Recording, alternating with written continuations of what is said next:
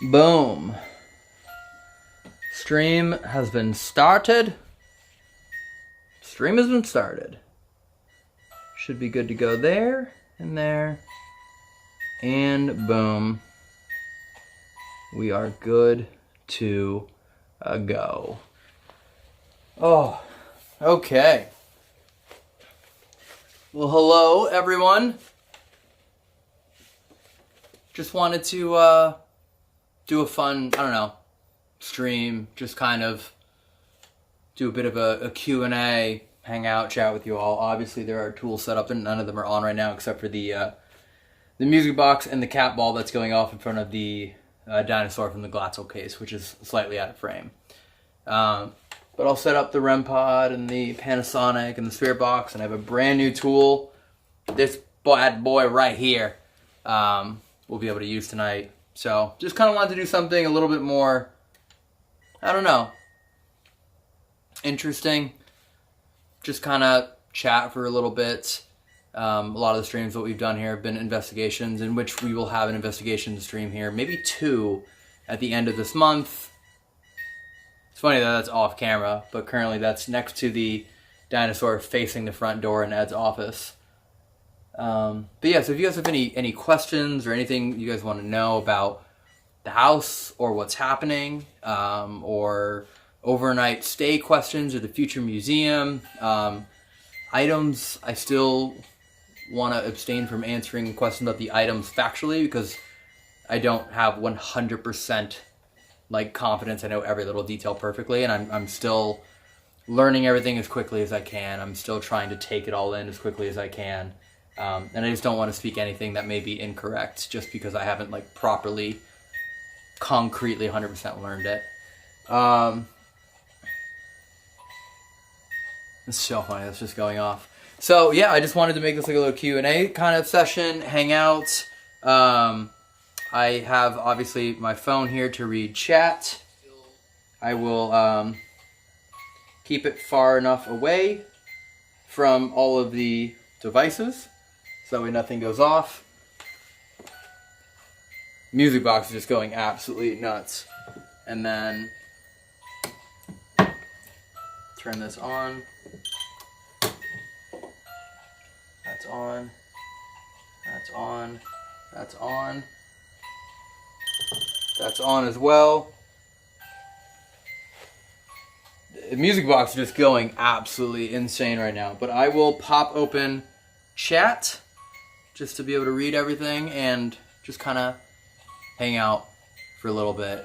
Maybe a little bit later as well, I can give you all a little walkthrough of everything that's been done so far as if you've been watching since the beginning. You know what the basement looked like and the flooding and how high it was and all the work that we've done to get everything exactly back the way it was, you know, a few decades ago. And it's really, really cool. Even the living room now is slowly kind of being put back together. So, yeah. Make sure that's obviously on. That music box is just absolutely non-stop right now. Joseph Beeman, I just saw your super chat, and you said, love your videos and the type of person you are. Always wanted to do a hunt with you. Well, there might be a couple nights in October that I might host some ghost hunts with me. Still figuring that out. Obviously, the people that have acquired the July merch box and the August merch box, there's going to be some winners that will be flown out here to investigate with me here and stay overnight here at the house. And we're going to do one again for September, and then we'll probably do one again for October. I'm going to reset that just for a moment, just to kind of see if...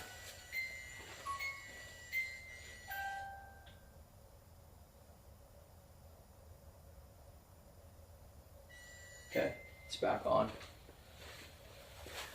So maybe while we do this Q&A, I will unveil for the first time ever the new Super Ghost tool, which you can see.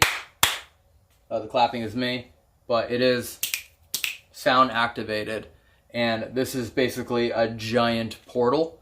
It's just perpetually on, and then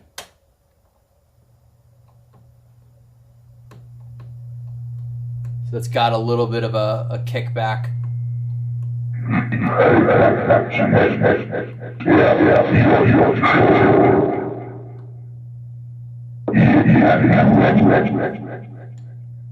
The vibration's gonna set that off.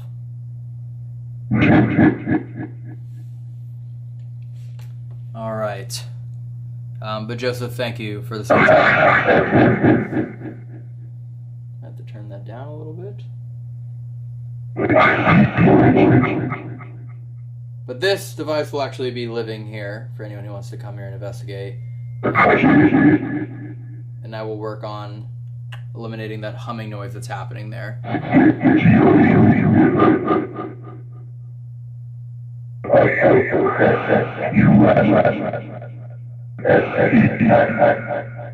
We had this, so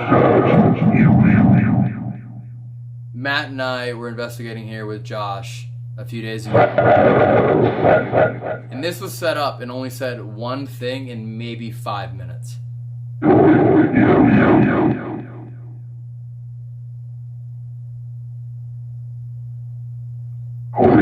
I'm reading chat, so if you hear anything, please let me know. Noah Pierce said, I'm local in Connecticut and volunteer to sleep. I'm there alone overnight with 2 to 3 cameras on me. I appreciate it, but no one will be allowed to sleep. Alright.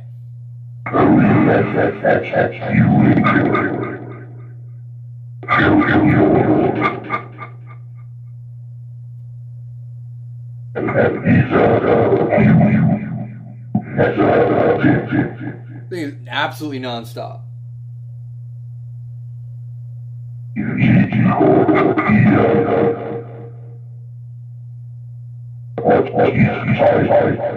Can you please identify whoever is speaking to us?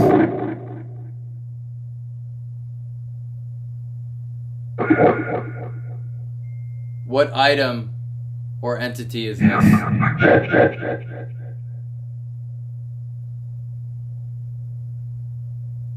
It kind of sound like fuck you. Turn that off.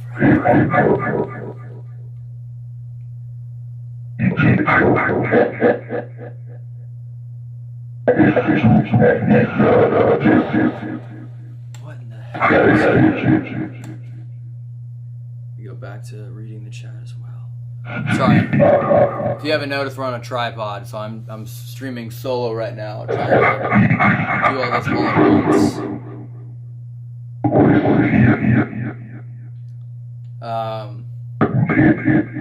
Gabriel asked, other than fun making YouTube videos, what made you start doing paranormal investigations?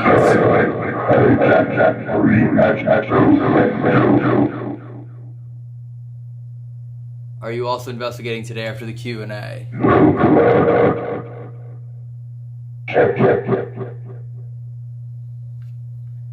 Paranormal investigations came from doing them for fun, having a lot of fun doing them, and then COVID forcing us to only do paranormal investigations for 25 weeks straight, and it still was fun. And everyone enjoyed watching them. That sounded like Jesus Christ.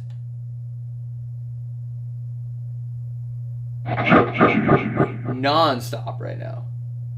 And I just continue doing investigations over and over in new locations with incredible history and incredible places and meeting wonderful people. And I enjoy the community. It sounded like Jesus Christ again.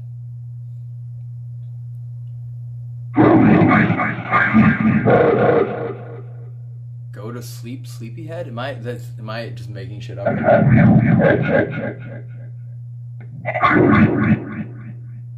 gonna lower your volume. So yeah, that's where the paranormal investigations came from and the love for it. So I can't turn any of the settings. I can only do on, off, and volume right now. But we can pop it open, and there's a reverb pedal in there. That's like adding to that. So I can go in and change it later. Brent said he's so happy for us on the purchase and love how respectful you are of the history. Yeah, I mean, it still feels absolutely unreal that I am one of the owners of this house, and that I also have the responsibility of, I guess, guarding this museum and continuing to push to find a new, larger home for it so more people can come and experience these items and the work of Ed and Lorraine. And every day is still just me doing my best just to make this house, like literally just the house itself, be able to last another century. And that's been my focus. And then we're going to keep pushing on to where can we open up a museum where all of these items can be on display in an environment where everyone can come and learn from them individually, as opposed to my metaphor whenever I'm investigating in here is it feels like you're investigating a giant wad of cables, and when you're trying to untangle the cables and you can't quite tell what cable you're touching, or in this regards what spirit you're talking to, because they're all just intertwined and trying to allude to be each other, because none of them want to be untangled. That's what I've experienced every time I've been in here. Sorry, I heard a tap on a glass. Only 2 options for that over there.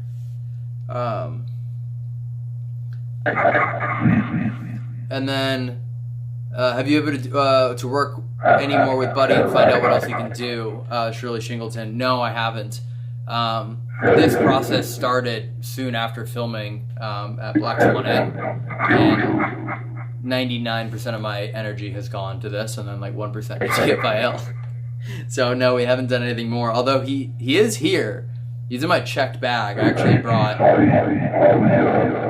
my entire haunted collection is here, and I just haven't unboxed it yet because I don't truly know where to put it. It doesn't belong in here. I don't want to put my stuff inside of Ed and Lorraine's museum, so we're working on that place where my 400 items can go onto display in the house.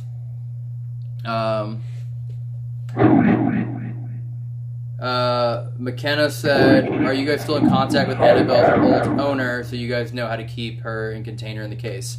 Yeah, so there is no Annabelle's old owner, because Annabelle is, and all these items are still owned by Tony Spera and Judy Spera. So they still own all the items. Matt and I basically have guardianship. You might call it, I don't know, like a lease, to make it a little bit more simple so everyone can kind of understand. So they're still 100% involved in this entire process, as well as everyone from NESPR, which is the Society of Paranormal Research that was started by Ed and Lorraine Warren. And the reason the stream was late is I was still just kind of hanging out with them and saying bye to them, and they're deeply involved in this entire process and everything of that sort. So yeah, they're still 100% involved in everything that's happening here. I didn't just basically... Temperature change.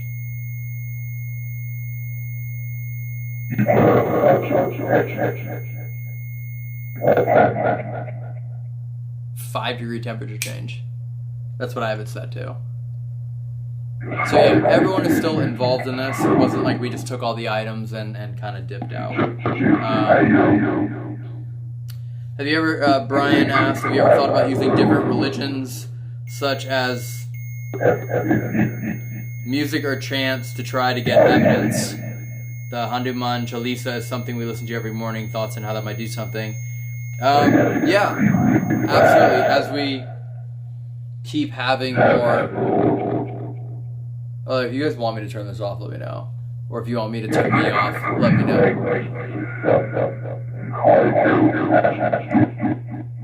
But yeah, we've definitely, as we have more time to investigate here, we will, for sure, try and find different interesting ways to see if anything kind of, I don't know, creates more activity, such as bringing a crucifix closer, or Gregorian chants, or reading prayers.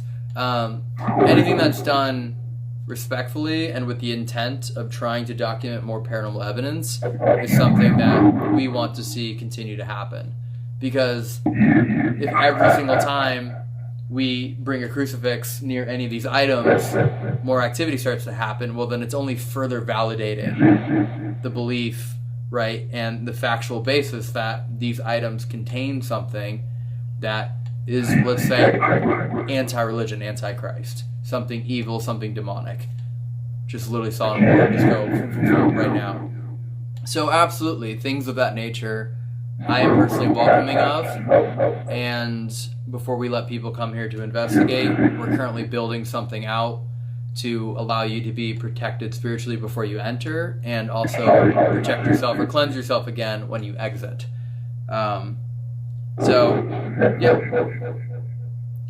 Okay, so Nicole asked, hey Elton, just curious, how did the fundraiser end up for Dan's family? So the fundraiser for Sarah and Michael. Sarah is Dan's widowed wife, and Michael's their youngest son. So that fundraiser ended up raising just a little over $90,000, which is just absolutely incredible. The night that I was actually reading the donations amount, I didn't realize it was including all the shipping. So a lot of it was shipping, and 100% of the proceeds were being donated. So any of the profit was being donated. So when I was seeing that number, I was seeing like people from the UK that were paying $60 for shipping. So it ended up being an incredible amount. I mean, 90% of that was raised the night that stream was announced, which is just incredible. So yeah, thank you all to everyone. But I was going to eventually do a formal kind of like when we announce the winners of that merch box, and before the next one, we were going to do a very formal kind of announcement of the amount that was raised and who it's going to, and announce the winners and everything like that. But for now, it's roughly about that amount of money. It was like 90, whatever. You get the point. So absolutely incredible. We were able to do that. I'm actually working on something that's a surprise in Dan's memory that I think will be really cool. I just ordered it today, and it's going to take a week to get here, and I'm really excited. If it turns out the way I'm envisioning, just something I really wanted to do that I think Dan would really love, and just a cool way, I don't know, to represent him and make sure that he's still here to protect everyone. I don't want to ruin the surprise for the people that I want to show it to, so I'm trying not to say anything in case any of them are watching. So respectfully. If you want, I'll lower it if you guys can.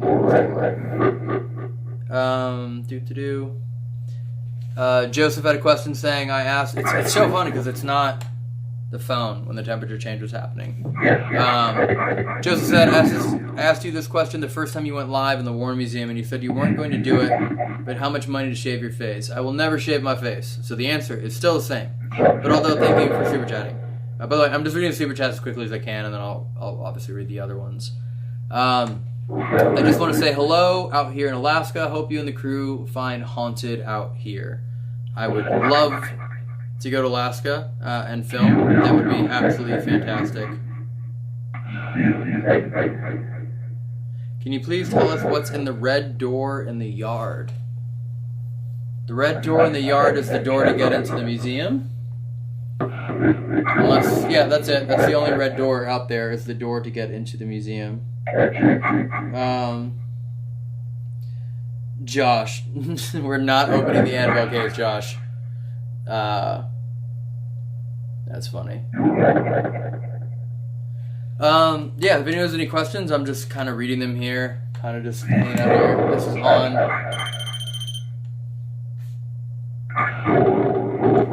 And then, just so everyone knows as well, we're still doing everything to... There we go. So, it's probably louder to me than it is to you guys.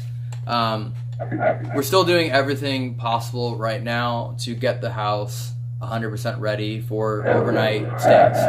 I haven't put the website up yet with all the information because I just don't want to have anything on the website that isn't 100,000% accurate and true. So as we are finalizing the last little pieces of renovations and repairs that we need here, even as far as exactly what size beds will be in the property, how much time everyone will have in the museum when they stay here overnight. You will be allowed to investigate in the museum, although it will be under supervision, and we're working on how long and what time frame that will be. I'm just going to turn you off for right now. Not even listening.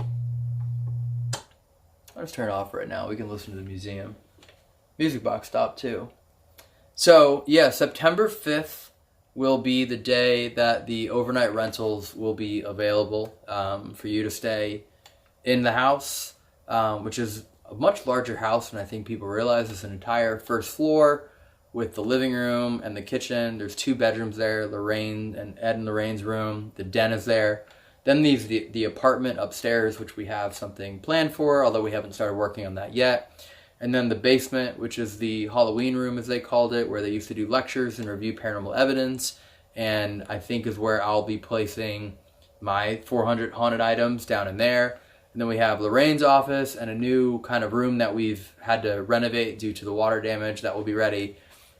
And you get the museum as well. So we're currently getting all that ready, but for up to 8 people, you will be able to stay here.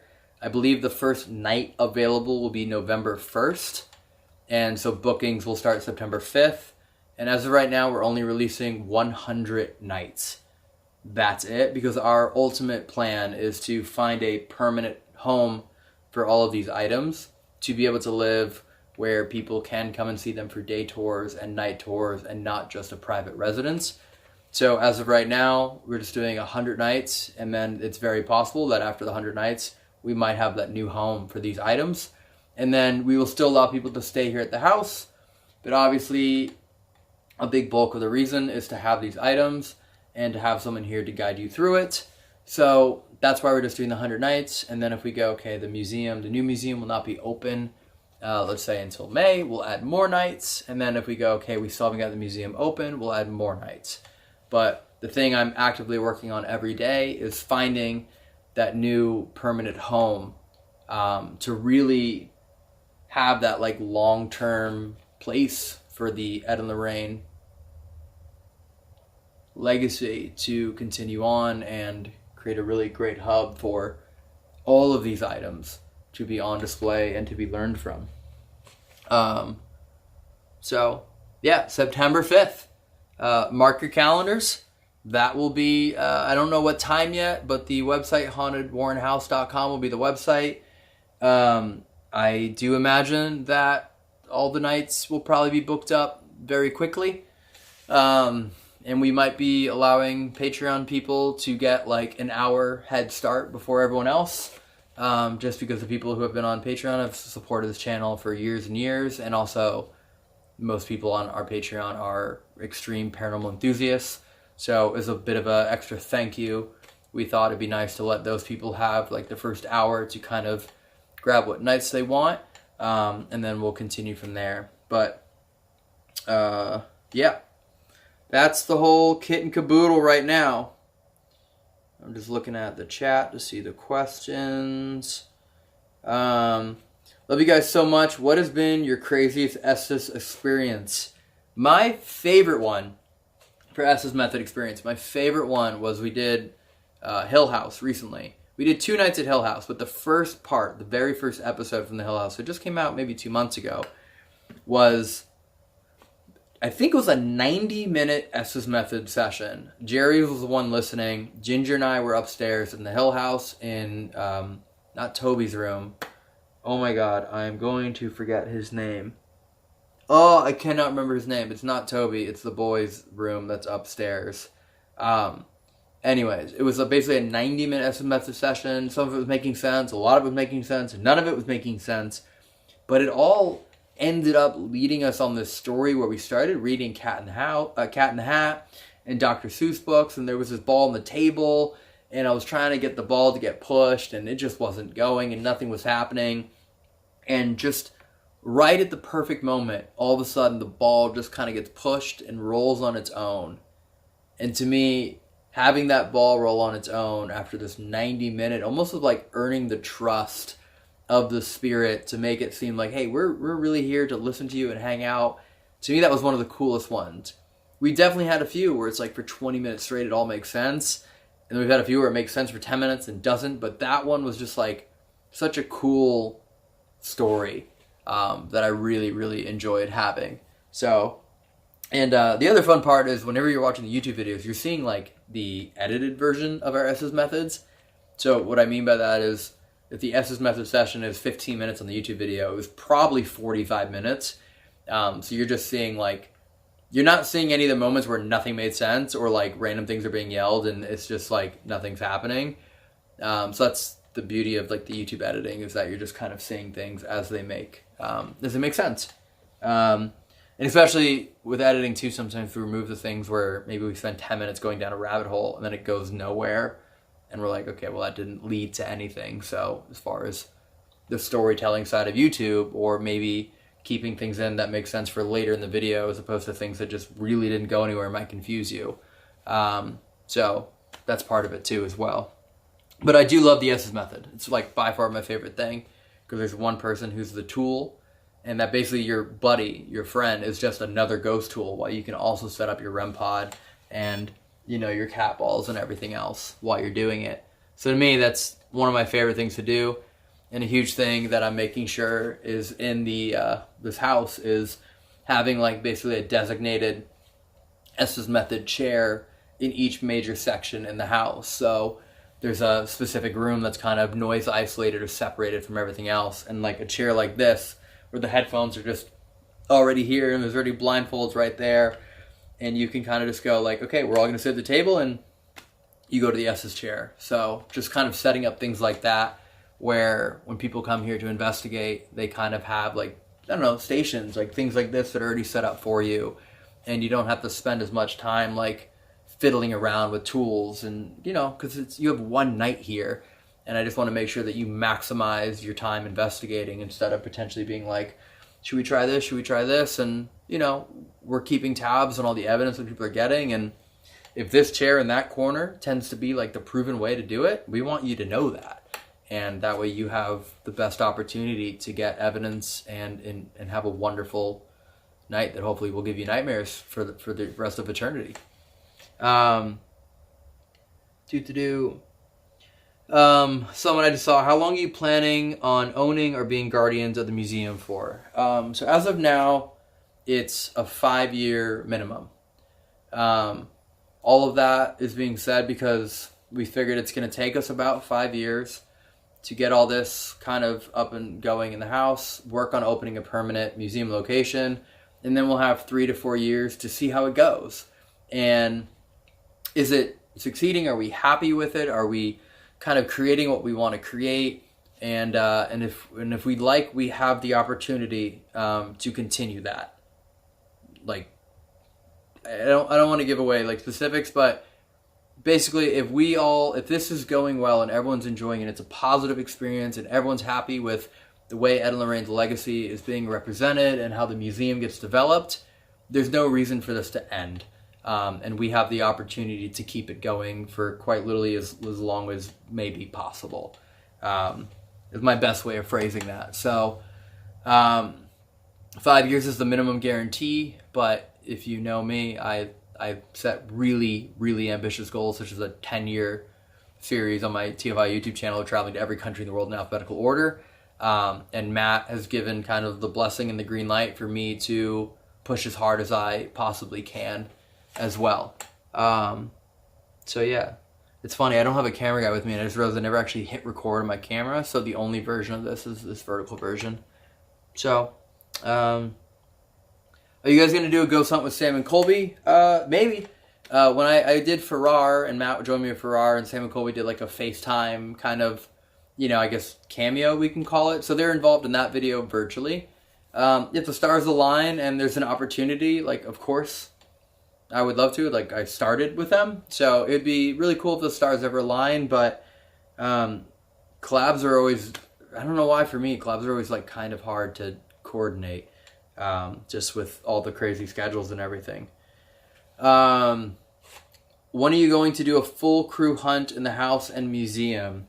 At the end of this month, Evan will be here, so it'll be Evan, Ginger, Nick, and I. So we'll get that. Jerry's schedule has been a little, he's been busy. I'm assuming in October, the end of October is when I'll be able to get everyone here. So end of October, I'm trying to organize some ghost hunts with my team and maybe some other collabs and bring some people out as well to join us here, especially before we open the museum up for all the overnight rentals. So it'd be a nice way to get more people to be able to join us here for sure. I'm gonna turn this on while we're here.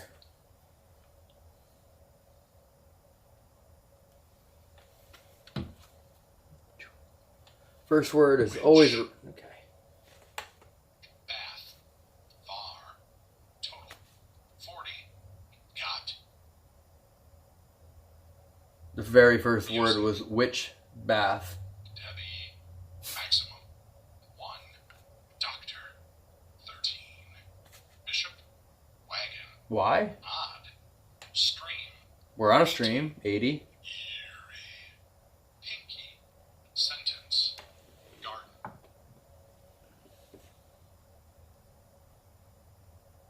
Oh, that's fun. Is it actually? Same. Revoked. Erase. L. Thank. Finger.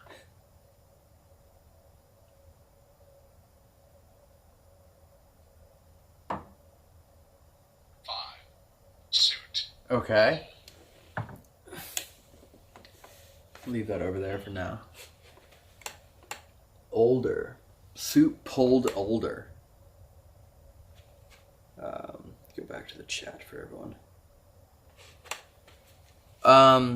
Anastasia asked, how much would it be to rent a room? So you cannot rent a room here. The only way you can stay at the house is if you rent the entire house. This isn't a bed and breakfast. It's not per room. It's not like the Velisca house. The only way is if one person, right, like one, let's say, customer rents the entirety of the house. Now, that one customer can obviously, you can be a party of 8, you can be a party of 3, you can be a party of 4, but it's only one specific person that books it, and then you will have to register your guests that are joining you. We'll literally have to have your driver's license and be able to verify every single person that is staying in the home. And then when you come here to arrive for your check-in, there will be someone who at the gate before you even get on the property will make sure that it's your booking, it's your name, and everyone that is entering the property has already been registered in advance. So there's absolutely no per room bookings. There's no opportunity to just investigate the museum. The only people that will ever be allowed in the museum here at this property. The fuck?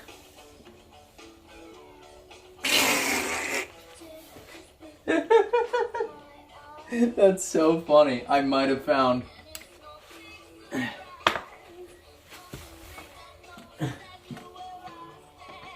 Jesus. That's funny. Oh, okay. Well, that makes. Alright.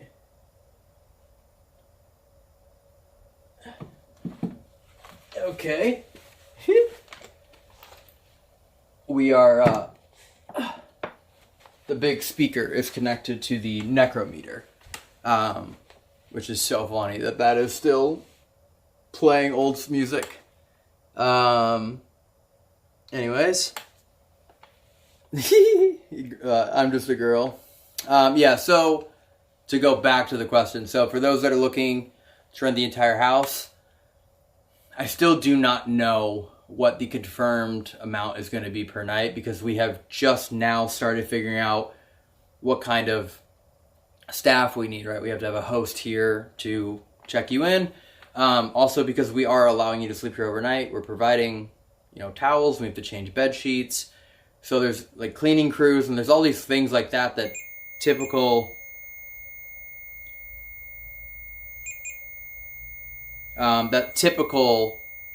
haunted locations aren't dealing with. There's a reason why most haunted locations are saying, if you want to sleep on the bed, you can sleep on the covers and bring your own blankets. We're not doing that. We're providing the blankets. We're providing, all these different things. So we're still working it out. We also have to hire someone to be here when you're in the museum to, you know, kind of guide you and also just be on alert. Like, I can't allow anyone in here without supervision from someone that we trust. I can't. It's just not going to happen.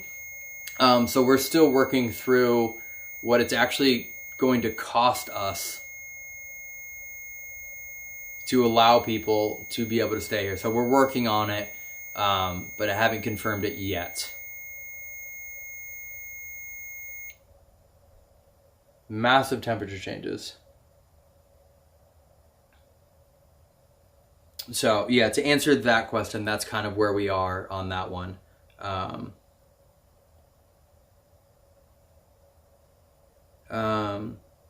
Would you collaborate with Mindseed TV? I don't know who they are.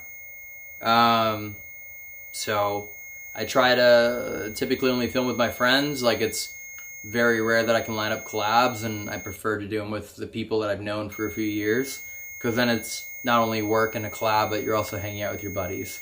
But I just don't know. I don't know who they are. Can you do Estes or at least Spirit Box tonight and ask Annabelle some questions about the changes recently? Also, how are you finding workers for the property? What is going on here? Yeah, I just wanted to kind of answer some questions, but as the night goes on, I'll, you know, right now, like, tools are obviously set up, but obviously I'm also kind of more so focused on answering your questions. But to me, it's kind of interesting just to see, like, what happens in the room when I'm not even giving it any attention. Because I know what happens. I've investigated in here 13, 14 nights now, and I do kind of know what happens when you do give it attention. So now I'm just curious if anything's going to start happening where the REM pod's going to go off, that's going to go off, the music box is going to go off, as if, hey, stop ignoring us. So a little bit of that mindset is in play right now as well, just kind of seeing what does happen. I'm waiting to hear the boom, boom, boom, boom, boom noise that seems to happen like once every couple hours that I have not been able to figure out yet either. Thor K, say, will you ever investigate more places in Michigan, such as the Tunnel of Hell? I have not heard of the Tunnel of Hell. We are playing with the idea of doing a 13-night live stream run in December. What is possibly...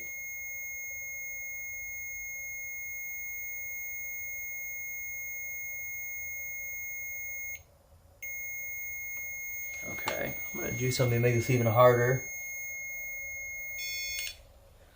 I'm going to do that, make it even harder now. Now for that to go off, there has to be a 5-degree temperature change instantly to set that off. Yeah, so we're playing in December with potentially doing like a 13-night live stream run, where maybe like 2 nights in a row, 1 night off, 13 different locations in December, and probably pairing that up with a nonprofit or someone to kind of bring awareness to or fundraise for. But that's something we're toying with, and it might bring us through Michigan, maybe not because of weather in December. I keep seeing people ask, who stole Annabelle? Annabelle was never stolen. Annabelle was never lost. Annabelle has never been stolen. Annabelle has never been lost. It's very unfortunate, but it's very easy for people to just make things up on TikTok because they want to get views, and they're willing to say and do anything they can for attention themselves. So a lot of things have been made up, such as Annabelle going missing. Maybe it's even possible the person that posted it did it as a joke. I don't know the source of it, but someone created a story that Annabelle went missing, and somehow the joke or the lie gained so much traction that everyone thinks it's real. That has never happened, ever once, in the history of this item since 1970s with Ed and Lorraine Warren. It has always been in possession of Nesper and their team, and it has always been with them, whether they transport it to a tour stop location or it has been right here in this building the entire time. So that is just a complete and utter lie that people just trust me.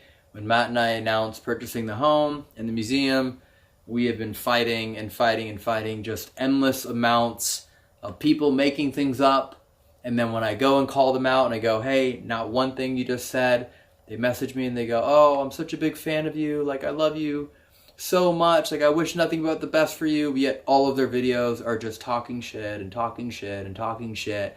And then I go, hey, cool, I appreciate that. If that's true, would you mind deleting your videos? And then they just like unfollow me and they never delete their videos. So just fair warning, anything related to the house, the museum, or the artifacts, if that information is not coming from myself, Matt, or one of the members of Nesper, it's not true. Simply put. People have realized that they can kind of just make things up and get clicks and views and follows, and they're willing. It's very, very unfortunate, and it's something that has definitely made this entire process a lot harder, because the same way you are in a live stream right now watching me on my channel, like the most direct source, you're still asking yourself, did it get stolen? Yet there's all these people that see these same types of made up things, but they don't know the source of it and they believe it. And then I have to go on morning radio and news stations to go, none of it's true. Please come to me if you want the facts. Anyways, that's my TED Talk.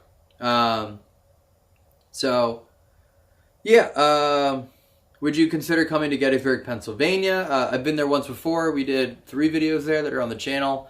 I would love to go back another time. There's a few locations that I have not been to yet in Gettysburg that I would love to.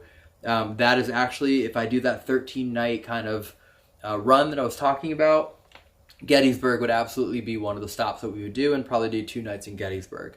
So that's on our list for that potential 13-night run as well. That's one of the options. Elton sent you an email from Twilight Vision Media. I'm a videographer and have an idea for a paranormal game show, but I need some help that is outside my means and budget. I'll be completely honest with you. I have absolutely no bandwidth, no capacity to help. I'm not trying to be rude in any degree. I just can't. All of my energy and all of my attention, creative energy and physical energy, is all going towards making sure that when this house opens, it is the ultimate paranormal investigation experience on the planet. That everything from making sure the fridge is stocked with water and energy drinks and snacks, every little detail, like clean towels, like all these things, and then still thinking about this. So all of my energy is just here. So what I will say is, whatever it is that you're looking to make or do, just make it yourself. And because there's no better way to learn than to physically do something on your own and either do the things the right way or make the mistakes. There's no better experience than the experience that you give yourself. So I will say that. So I wish I could help right now, but I can't. I haven't even texted back any of my family in the last week, just because I'm just in here 24/7 working on all this. So yeah, silver lining advice is to do that. The doll next to Annabelle, I believe you're referring to this one, is the fire doll. When I was here during my charity stream, we got a lot of evidence in regards to it, and I believe that since that time, which is about 2 years ago, new evidence has been found or encountered or communicated. And to be completely honest, I don't 100% know what that is, so I don't want to speak upon it, because again, I don't want to speak anything that might be incorrect or ill-informed. So at some point I will get completely filled in on any up-to-date news that's happening, but as of right now, if I don't 100% know the fact, I just don't want to speak upon it. That's also what I'm working on while we're here. Marley said, you guys are amazing, and I can't wait for what's to come in the future. Finally catching a live. Keep doing great stuff.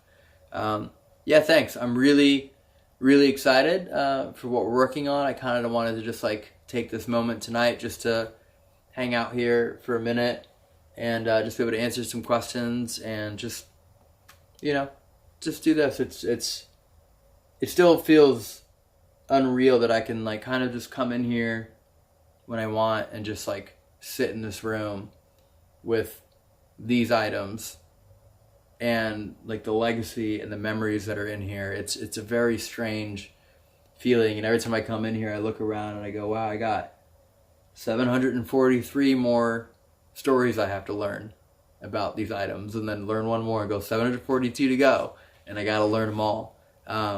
But it's very fun, and I'm very appreciative to be here for sure. Hockey Girl said, I know there aren't a lot of places to explore. Would you come to Canada and do more exploration, for example, of St. Thomas Asylum or Arilla Asylum? Yeah, so TFIL's series of traveling to every country in the world in alphabetical order. Obviously, we're still early in the A's. We're only on country 9, Armenia. But eventually it will land us in Canada. And at that point, I plan to bring my motorhome to Canada and spend a decent amount of time there to do not only the landscape and the natural beauty and the adrenaline activities, the adventure activities, but as well do the paranormal locations, the abandoned locations. I'm going to Belgium very soon, and a big thing that we're doing in Belgium is a lot of urban exploring. So absolutely, when we do go to Canada, my plan is to do as many paranormal locations as possible. There's a chance in the near future we might be slowly merging the overnight channel and TFIL channel back together as we're able to get more paranormal investigations on TFIL and be able to focus them there. And then this channel would shift into a new idea that I'm currently working on, still extremely paranormal related, and would be something that no one else has done before. And working on that and working with some people that are helping that idea come to reality, that I think would be absolutely incredible to make happen. Going over just to read more chats. What's the harder part of getting everything ready to open the house plus museum to the public? You guys are just amazing. Hope you had a great time when you came to Argentina. Wish you the best.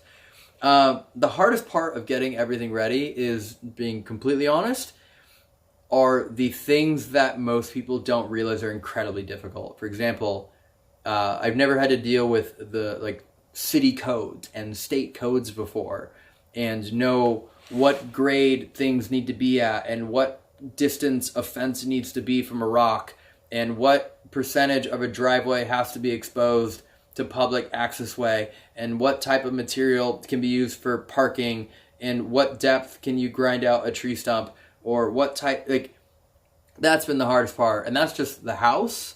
And then when it comes to opening up a commercial museum, boy, oh boy, right now I'm learning about ADA, right? Handicap accessibility. I'm learning about fire suppression and sprinkler systems and fire escapes and fire rated doors and mag locks on doors, and what grade your parking is and what level of parking you need for people. And if you're septic, how many people can you have in your museum that can poop in your museum and not destroy your septic system, because then your septic system floods into the grass. But is your grass too close to the wetlands? Because the wetlands are protected, and if your septic's too close to the wetlands, then you can only have 5 people less poop on your property. And if you want an elevator shaft, well, the elevator shaft also has to have another shaft as a fire suppression chamber before, so that way you get into there while you wait for the... That's the hardest part about all this. I will, absolutely no doubt about it, learn everything there is to do about the paranormal and create new ghost tools and design incredible walls and chase down haunted items from around the world. But the hardest part is learning how to even open a building that then I can do that in. And that's something I never expected to be as difficult as it is. I went through something similar in Texas, but I guess we just had the right people who could just do things like that, like at the state level. So that's what we're working on now, is just understanding these things. And these things are really, really expensive because they have to be done to like a state level expectation. So that is for sure the hardest part, without any doubt, is learning how to navigate things at the state level, which by the way is what everyone has to do to open a McDonald's or open a Starbucks. Like, they go through all these same things, but that's McDonald's and Starbucks. I'm just some doop-to-doo YouTuber trying to figure out how to navigate all this and learn and adjust very quickly. That's for sure the hardest part. I'm sure that's not what you want to hear when you're listening to me inside the museum in here. But yeah, that is for sure the absolute most difficult part here. I'll go back over to the chat. The Midnight Dragon said, hey man, I'm a big fan of your channel, especially your series on going back to Skinwalker Ranch. But anyways, I was wondering when the Airbnb was going to be open and I can meet you. So bookings, as of right now, the intended plan, bookings will be available on September 5th as an online. You can book it. The first open date will be November 1st. And then it'll be 6 days a week. We're leaving Mondays off just to kind of make sure we have time to do maintenance on the house or anything that may go awry. We have that open window. Or if someone wants to come film here, I can have those Mondays open to just like allow people to be able to come film here and open those doors for that. So, yeah, September 5th is when the booking should be on hauntedwarrenhouse.com. November 1st should be the very first night where people can stay. And as of right now, I only intend for 100 nights available. And then based off of the museum and when that can be open, that'll be it, 100 nights, or we'll add another few more nights and for now. But for right now, only the first 100 are guaranteed, which basically carries into like mid-February. Samantha said, how's the A to Z series going now that most of your time is being focused here? I'm excited for it all. I can't even imagine how you guys are all feeling. Keep up the great work and love you guys. The A to Z series is like definitely fairly difficult to also manage at the same time here, but very fortunately I have some great editors that are on top of it and they're doing things as quickly and efficiently and the best work that they can, which makes it much easier for when I do go to review work. It's already at like a really great quality, and fortunately I work with some great people that are helping with thumbnails now. So we're cruising that along, but it is absolutely way harder to run that now that I'm also doing all this. So I really feel as though I've kind of abandoned my team that works on the TFIL series, because I just really haven't been there for them for the last like 2.5, 3 weeks now.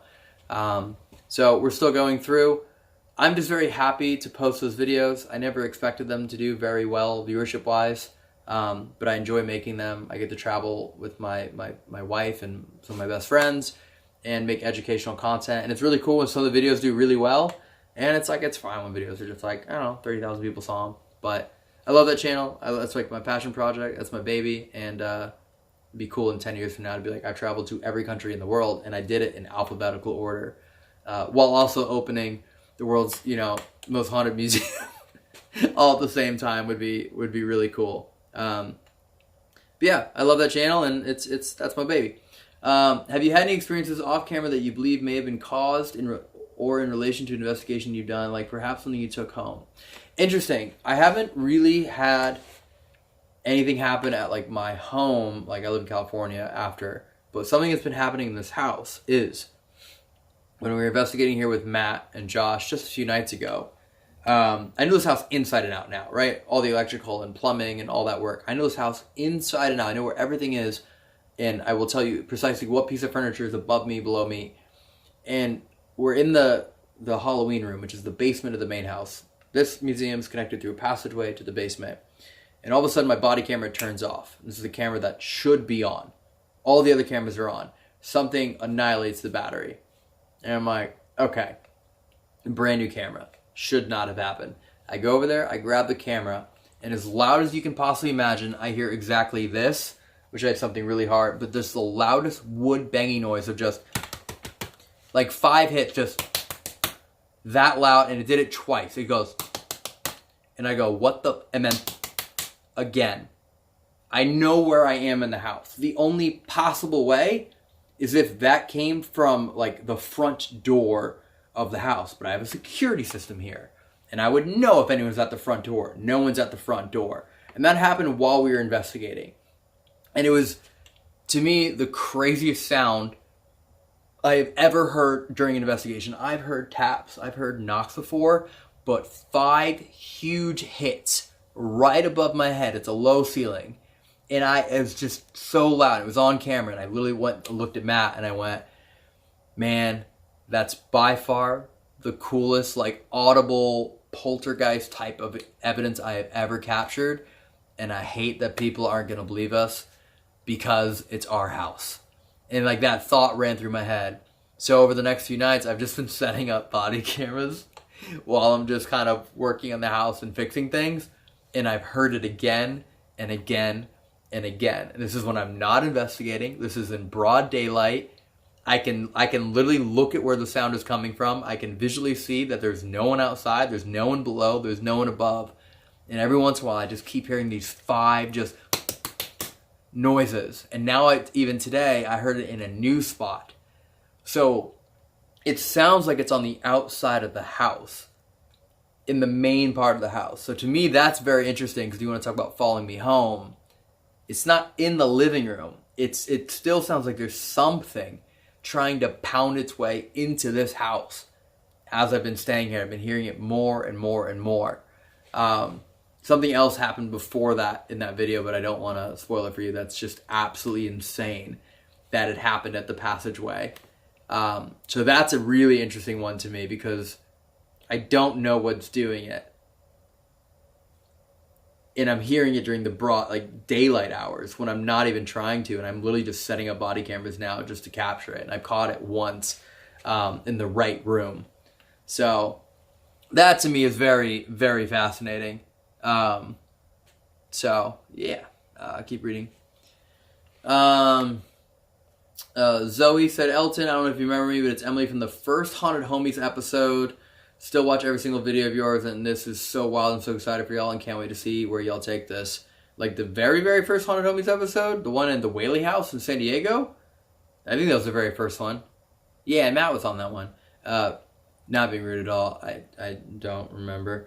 I apologize. I'm sure if I like saw the video, I'd be like, oh, for sure. But just looking at your name and avatar, I don't remember, and I'm really sorry. But thank you. This is really cool and really surreal that we're here and doing this. It's Grandpa Raccoon just banging on the door. Hilarious.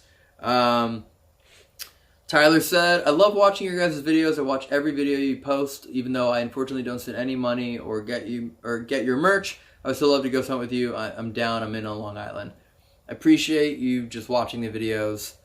Never say, you know, like unfortunately or anything like that you don't buy merch, or like just you watching the videos and supporting what we're doing helps tremendously. And also just so you know, when you watch a video, there's ads that play, and those ads, right, as a YouTube creator, we get 50% of that. So like that helps too. So we just appreciate you even taking your time to watch your videos or even sit here with me as I sit in this room with nothing has gone off in a few minutes and answering some questions. So it's we just appreciate you being here for sure. Charlie said, hey, will you come back to Penhurst Asylum? That tour was fun.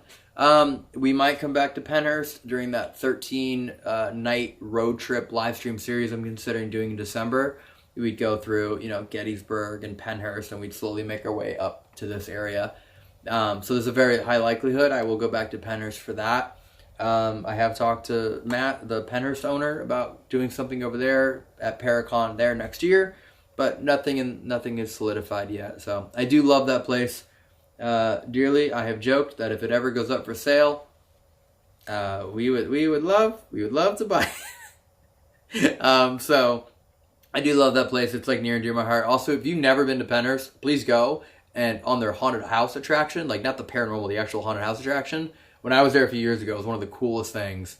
Just, it competed, like to me, it was at the same level as Universal Horror Nights, but without the crazy lines. So if you are looking for something to do in October, it's so much fun. Great time there. Megan said, you're the truest, most honest hunter, and it's amazing what you have built. Keep doing what you are doing. I appreciate it. It's just, we've always just been doing this to have fun.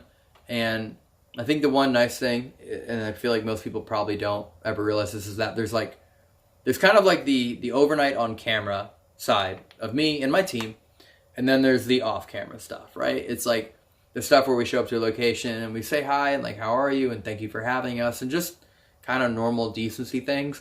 And then we turn on the cameras and are like, oh, where are any ghosts around here? Like, there's that element of things. So for some people, it's probably very confusing. Like, why is Elton, of all people, like, get the opportunity to purchase, like, Ed and Lorraine Warren's house and have this responsibility of the museum? And I think a lot of it is, like, when the cameras are off, I'm probably more of a mature person than I portrayed. But, like, especially if you, like, look back at, like, the hide and clap videos. You know, like, I did hide and clap at the Conjuring House barn, and then here I am 2 years later trying to buy it, because there's two different sides of things. So, I just try and be as respectful as I can. And then when we're investigating, I try and be as Elton as I can. Like, just unapologetically me and goofy, and follow those inhibitions and those weird impulses of... It feels like...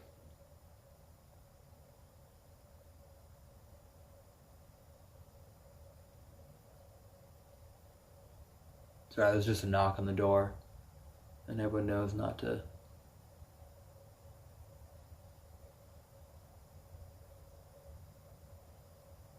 It is really fun to be here in just the silence. Because again, I know this whole property inside and out. I know there's nothing around. There's nothing that can fall. There's nothing that can, like, on the outside of the building. There's nothing in here that can fall. And so it's very interesting to be in here. I love this room so much. Ugh. The dark wood stain, all of it. It's such a cool room. I really hope you'll be able to experience this room at some point if you're watching. And when we do get the commercial museum, the public museum open, I mean, down to the damn stain and every piece of furniture and placement, I want this thing to just be an exact match where you feel like you're walking into this very room, although it might be in a new property. It's just such an incredible feeling being in here. Like, take away the paranormal element and that energy, and just like being in here is just, it's so cool to know that it was slowly built over decades of time and experience. And yeah, I love it. I really do. I like to just come in here at night with just for no reason, to just like sit in this chair and just kind of just sitting here. Gage for real. By the way, I realize a lot of you probably want me to like kind of do the investigation stuff, and which I'm keen to do, but I also kind of like doing this. So I don't know if I see a flood of comments saying like investigate. Yeah. Oh, okay. I have seen this question a bunch. Who can I get a hold of inquiring about employment? As of right now, our employment needs are solved. As of right now, we have the employees that we need to be our host for the kind of check-in Airbnb process, and then we have the employment needs for the person that will oversee the museum. Obviously, the person that oversees the museum is going to be one of a very small handful of people that we trust to do that, and we have fortunately been able to navigate that and make that work.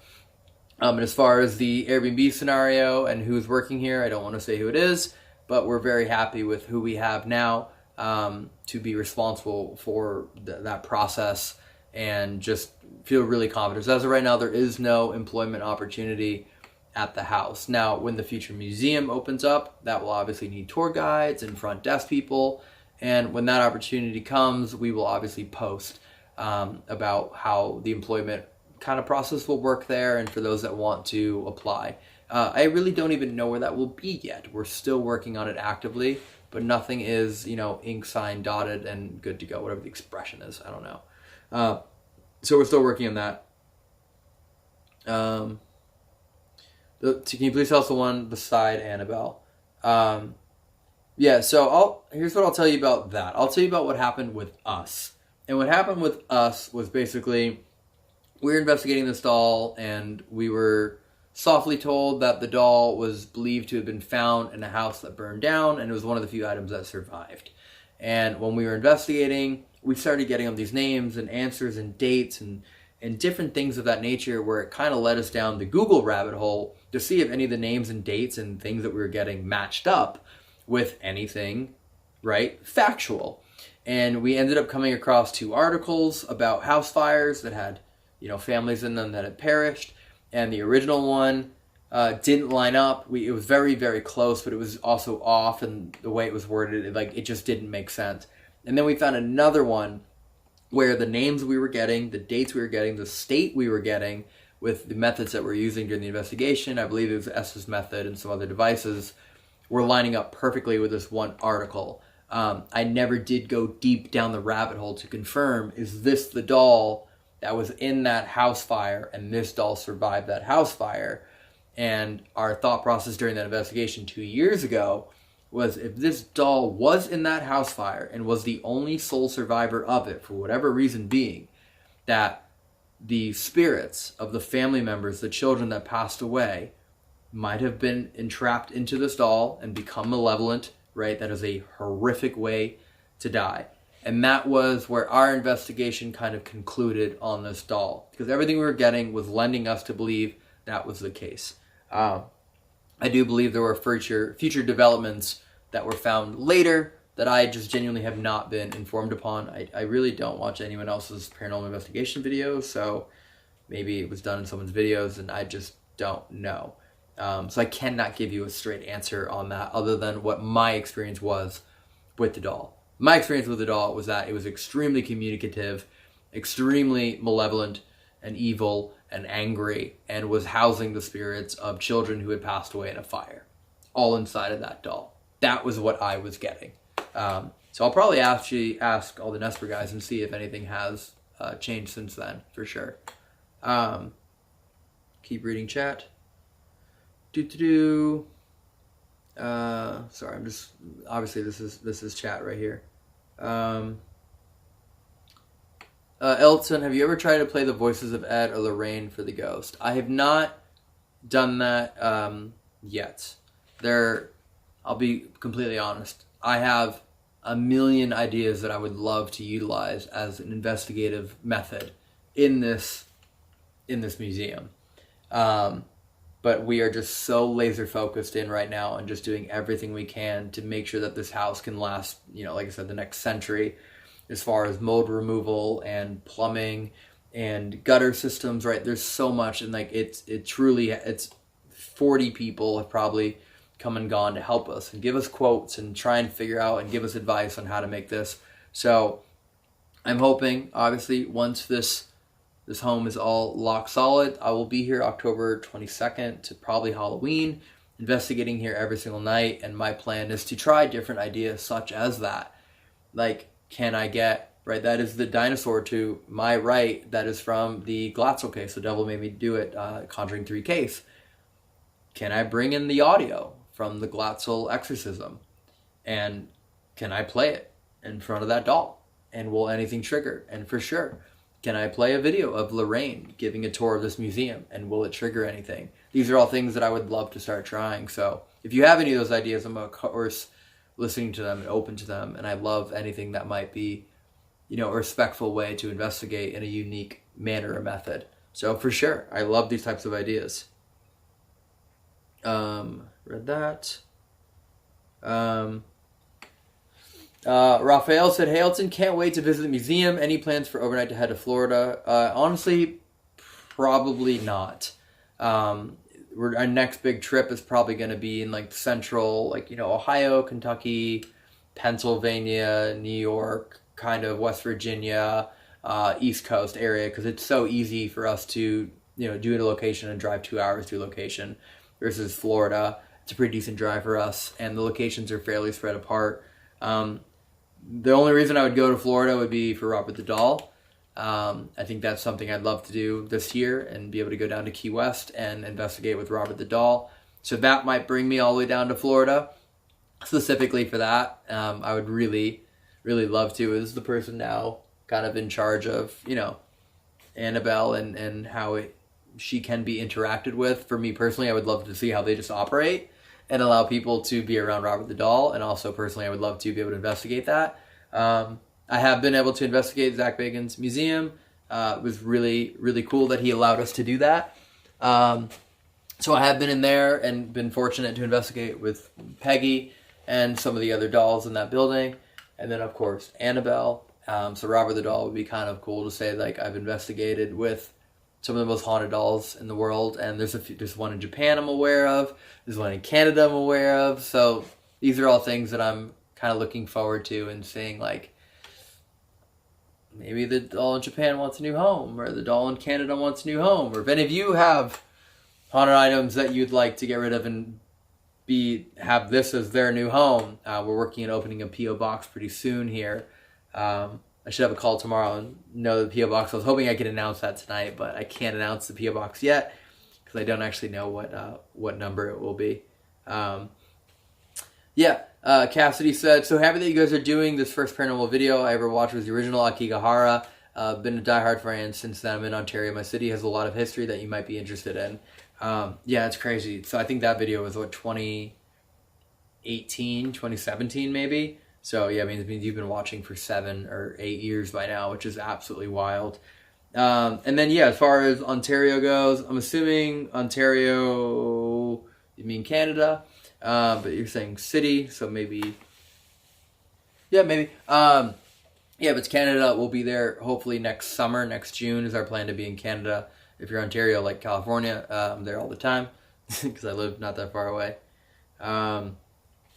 James Kinnaman said, "Touchy subject, I know. What if your knocking is Dan trying to reach out to you?"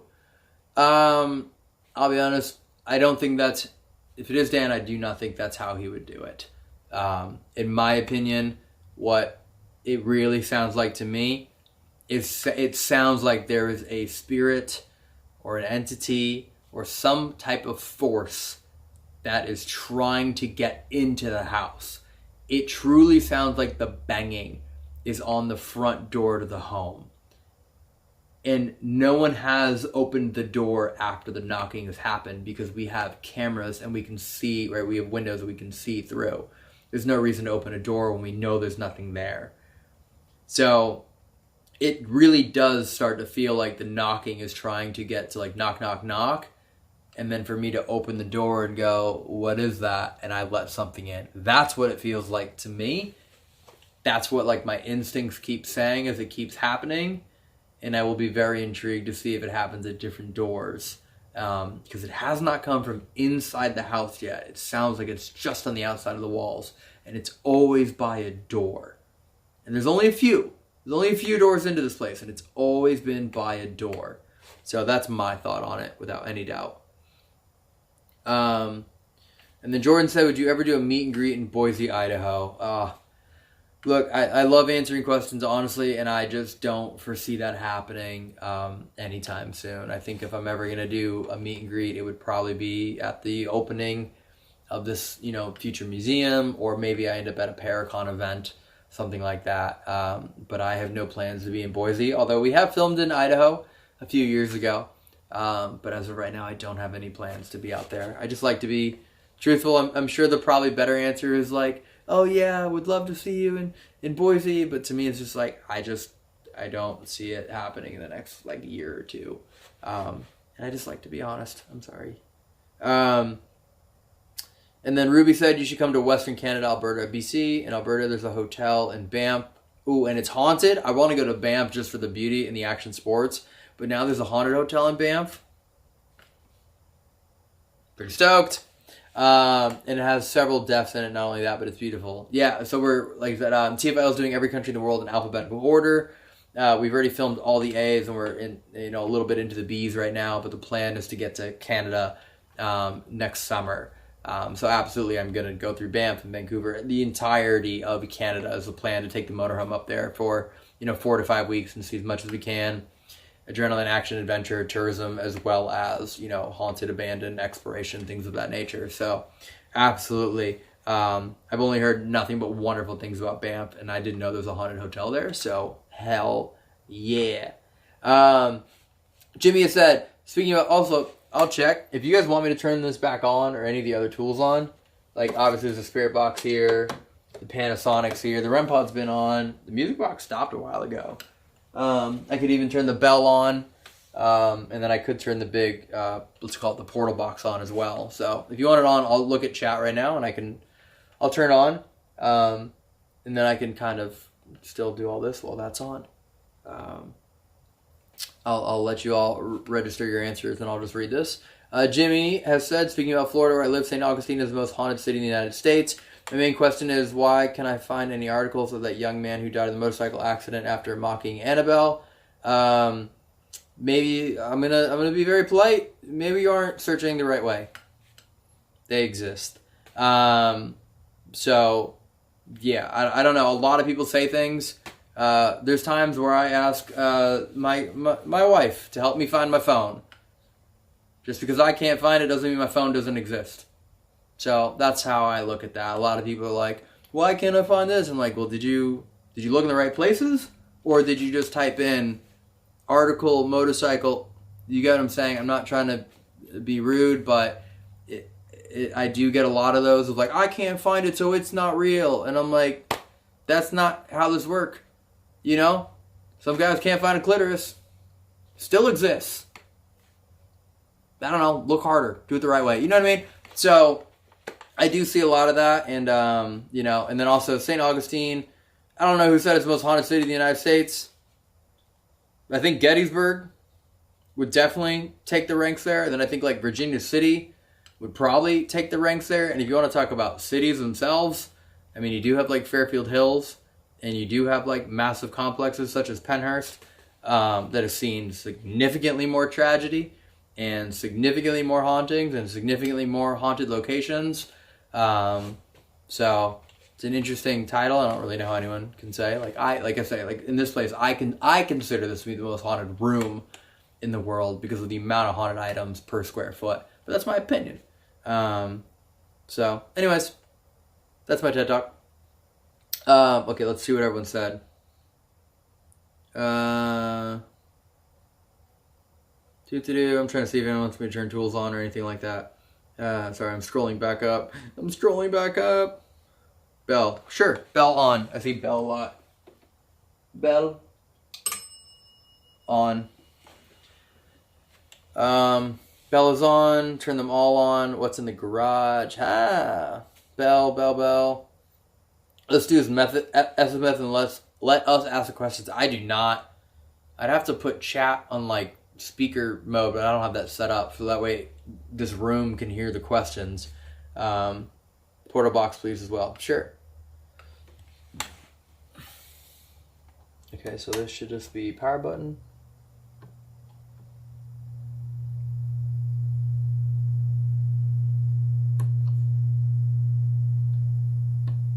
Sure, it should still be on, so let's see.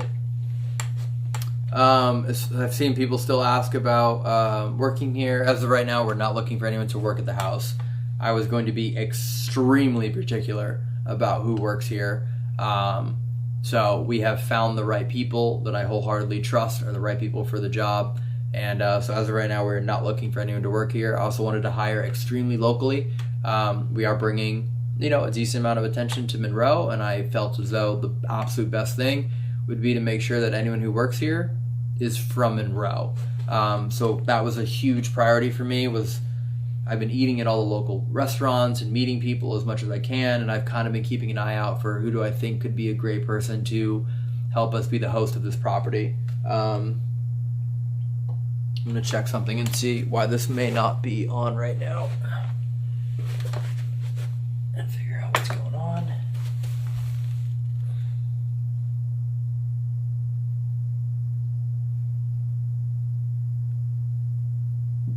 Okay.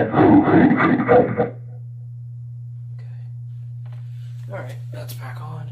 We will fix all that wiring later. That was on. Famous. Slur. Providence. Religion. Famous. Often. Provenance, slur, religion, often, rocket, especially. Harvey. Living. Noise. Percent.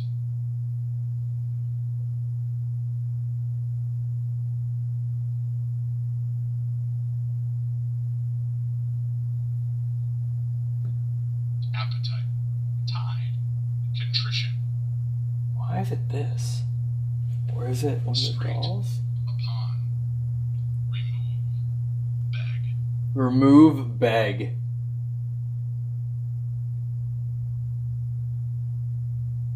Who's asking to be removed?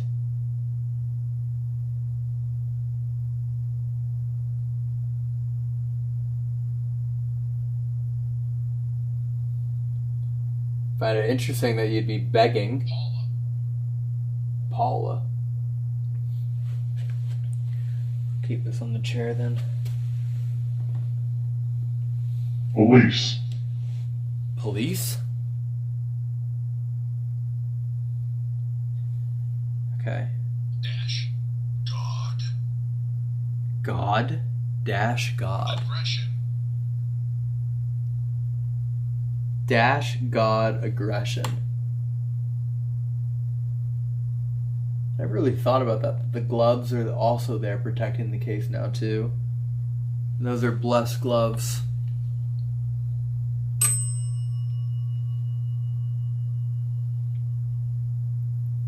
Those are blessed gloves.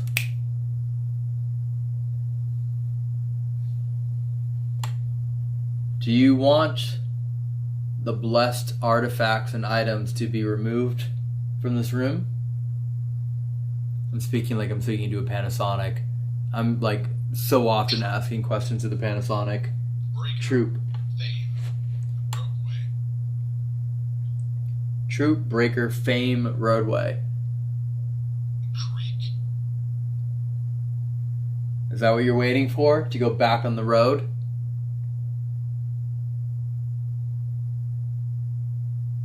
Do you know that you still have a few more stops? Tub. Cold. Legs. Before time. Cold legs before time.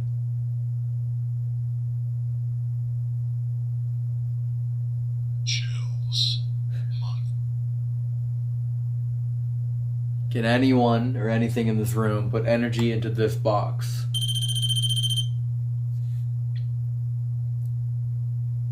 If you can, I'll take that as an immediate yes. There are numerous items in this room Up. Grace. Cake. that are going on the tour. Bed. What in the world? Smooth tour. Monument. I'll go back and see the chat again.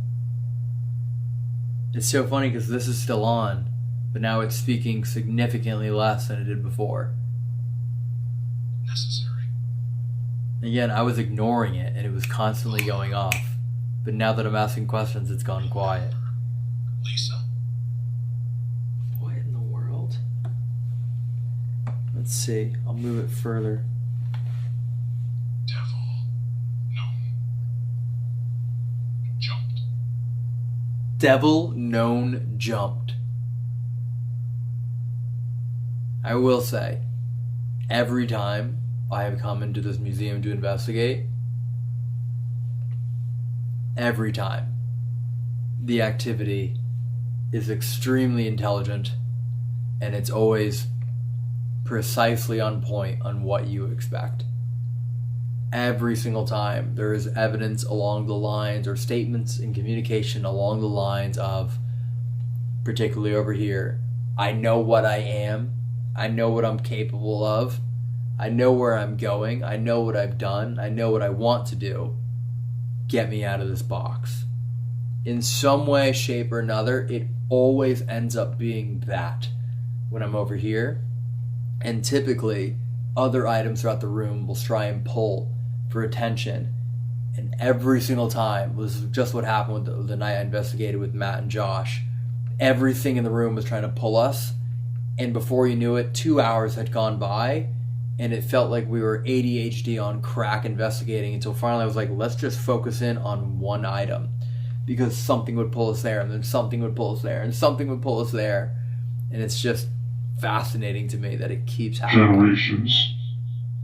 Generations. I can understand that one too. So I do find it very interesting to me that this it's consistent, and it's been like this for the 4.5 years I've been coming here to investigate, where if you don't blatantly direct what you're trying to communicate with, everything will try and pull you one way, shape, or another because it's fighting for your attention. And then when you acknowledge it, it tries to make things difficult to communicate. Devil known jumped.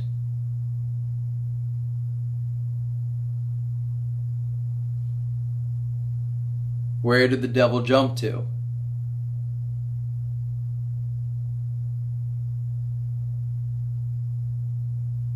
Can you demonstrate your energy in this room? I have devices set up all around. And I'll be able to see or hear if energy has been injected anywhere in this room.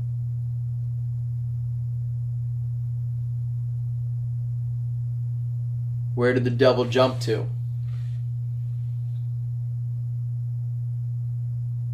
I know you can communicate through this device, this one or this.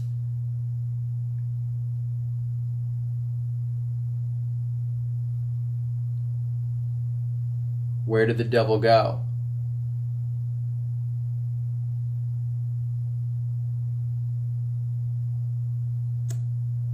Let's Read. Sorry, I'm just going back to the chat.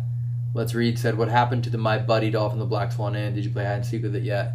No, I haven't. So this entire process started formally quite literally at the end of that trip, right after Black Swan and Yorktown and Hill House. I started working on this, and I have actually not investigated again with the Buddy doll.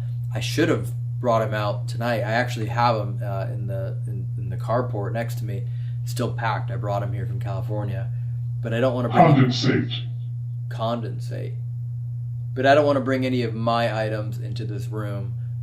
So I do plan to bring Buddy to a space somewhere in the home to be able to investigate. Perhaps in the basement, I will bring my items so people that come here can investigate with my items as well, even when the museum's closed.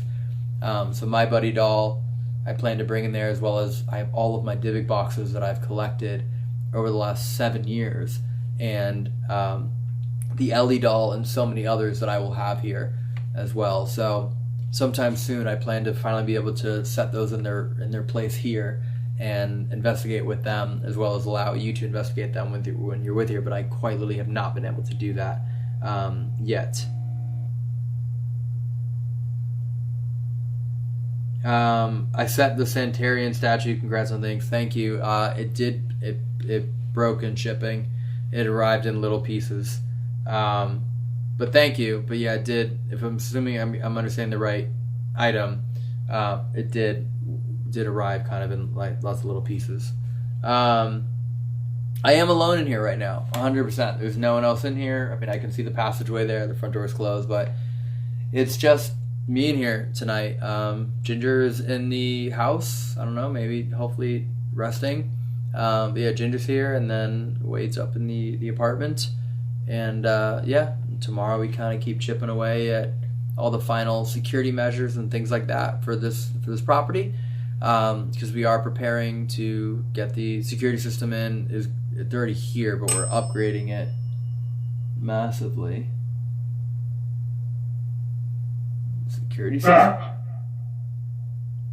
back. The security system got your attention? You happy that we're reinforcing protections here? Why would the security system get your attention? Huh.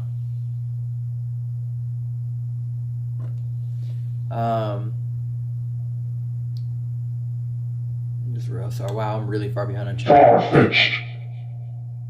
Far-fetched.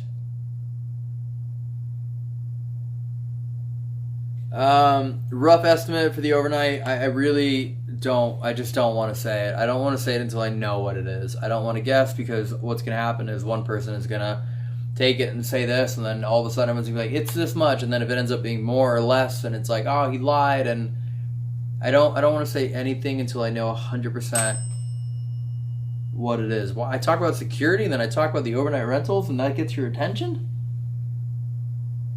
Why is that getting your attention? Are you excited for new people to be able to come here and investigate? I know you're aware of everything that's happening here. I know you're aware of the repairs being done in the house and that it's being opened up for new visitors to stay. So does that excite you?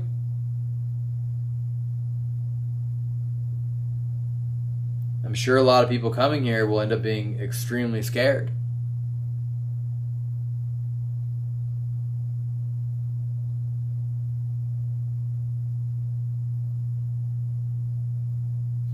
Interesting.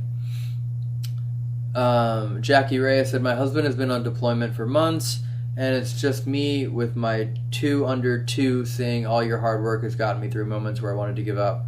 From the bottom of my heart, thank you for everything you do. Well, Jackie, one, I thank you for watching these videos, because you allow me to be able to do the thing that I do that somehow, for some reason, you get enjoyment and comfort out of. So this is a two-way kind of relationship here. If it isn't for people like you that are watching these videos and watching me sit here in this chair and kind of, medium energetically answer questions, then, this isn't possible. If it can't. So, yeah, if it weren't for everyone that's been supporting this channel over the last 5 years, this wouldn't be a moment, and I wouldn't be able to share this moment with you. So, thank you, and I hope you're doing as well as you can be, and raising 2 kids under 2, and also on your own if your husband's on deployment, cannot be easy. So, I hope this helps just a little bit.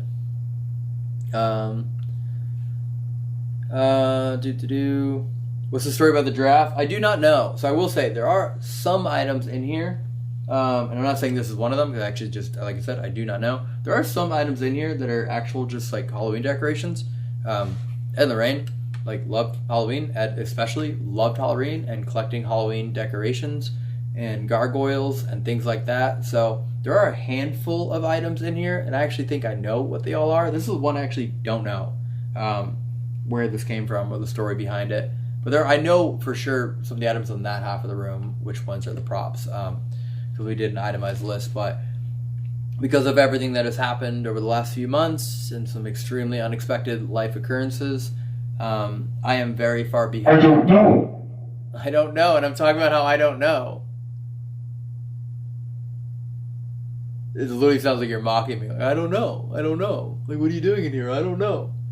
But being fully transparent, I am very far behind my original kind of plan and schedule of I was going to set up, a filming day just to have Tony give me every single story of every single item.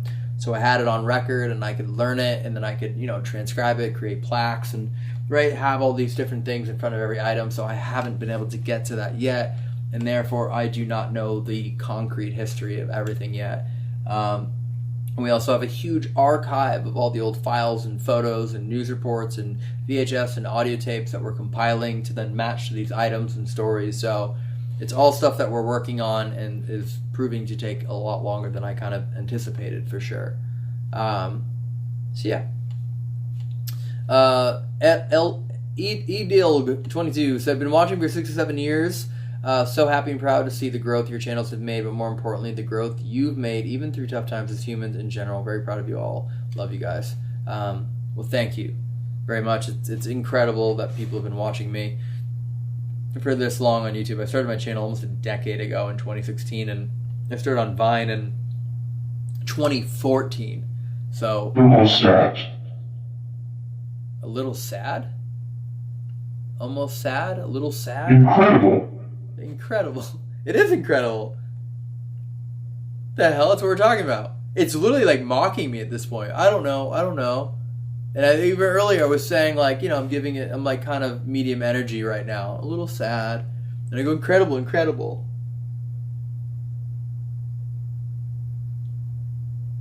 It literally feels like we're doing like a little kid mocking you type of energy right now. Are you making fun of me? If it says making fun of me, or making fun of you, or ha ha.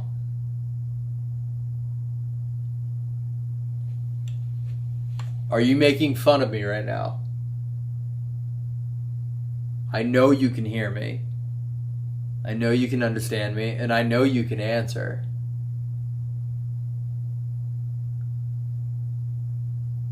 And if we're trying to play games, I'll gladly play games.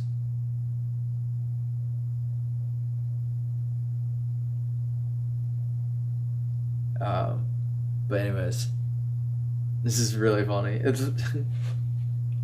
Are you going to put out the video of the investigation with Matt and Josh? Promise. Yes. Promise. Are you making fun of me? Promise. Alright. Do you have any idea how badly I want to do a roast battle right now? The inner Elton, the true Elton in me right now, but I have to be a responsible owner of this property. In the most respectful way, I am declining right now. Any other item, maybe. But it is very interesting coming in here now and knowing that I am an owner, and there's a different level of the way I want to be seen around these items. But if I wasn't, very respectfully, I would be curious to see what would happen paranormal investigation wise. Like, could I have a playful banter with these items and that be a method that works, which would be absurd if, you know, like the next thing we heard was Annabelle calling me fat, or like ugly beard. You know, like, to me, those are the most incredible and intriguing and unique forms of paranormal evidence. I've been crunching lately. I've been crunching lately? What did that just say? But to me, those are the favorite ways to get paranormal evidence. In ways that everyone, when did you die? How long have you been here? But if I can go like, you have crazy curly hair, and then it goes back and it's like, you got a fucked up nose, I'd be like, that's the best paranormal evidence I've ever had. If this thing right now goes fucked up nose, I'd be like, that one, that hurts, and two, it's good evidence. It's good fucking evidence, you know? Yeah, so anyways, that video with Matt and Josh will be coming out. There'll be a video before that coming out, which actually was Josh. So Josh came in here for the very first investigation I did as, owner of the house. And then we did a lot of unveiling and a lot of really cool stuff. And then 2 weeks later, Josh came back to investigate, film his own video. That should be coming out really soon.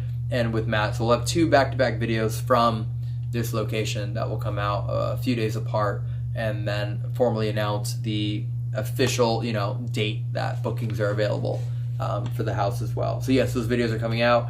I believe Nick is actually editing them right now. I'm so amazed that this hasn't said anything since Devil Known jumped. That's the last time this spoke. The Obelisk. Victoria said the knocks remind me of the Conjuring house. The devil made me do it, and the dinosaur in the museum. The family heard a knock at the door. When they answered, it said no one was there. Oh shit! Do you think it could be related? Interesting. The dinosaur is here, to my right. That is what it feels like. It really does feel like.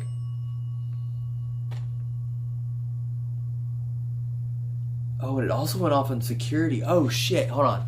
Earlier went off on security, and I was thinking about the cameras, but the cameras are the reason why I haven't opened the door, because I know my cameras will alert me if someone's at the door, or the floodlights will go off.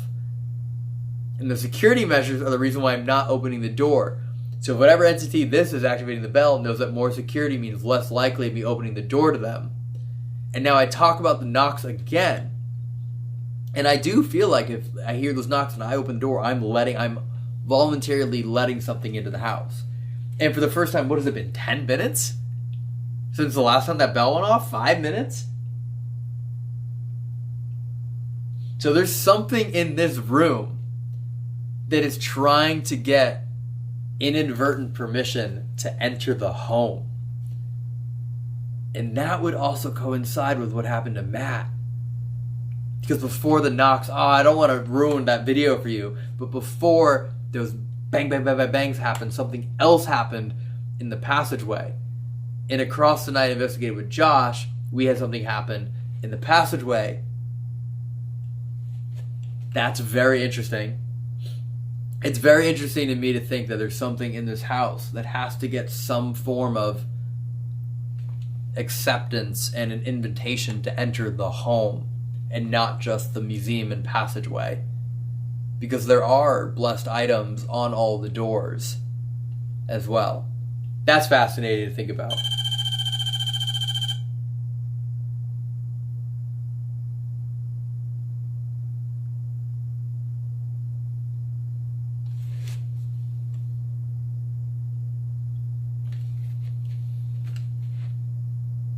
Dude, I love this place. Round. I love this place. Like, really, like, just trying to piece all the... We have 5 knocks that I've been hearing across a few days. The bell is identifying it. And then the REM pod finally goes off. And it's not... Like... It's not me. I can't. It's... And this has been set up the entirety of the live stream. And I've been live streaming for, what, over an hour? Almost 2 hours? And that's the first and only time it's gone off. So there's 100% something in this museum that is able to bang on the walls of the house, waiting to be let in.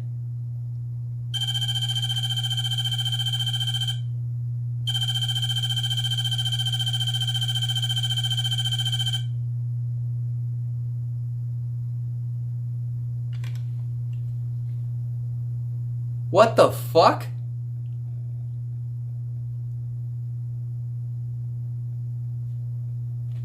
What the fuck? If you've been watching the stream from top to bottom, you know how insane that is right now. That's why I chose this chair, and I chose to not move. So there's no variable in my movement or anything that I'm using. And this is absolutely confirming. Who is it?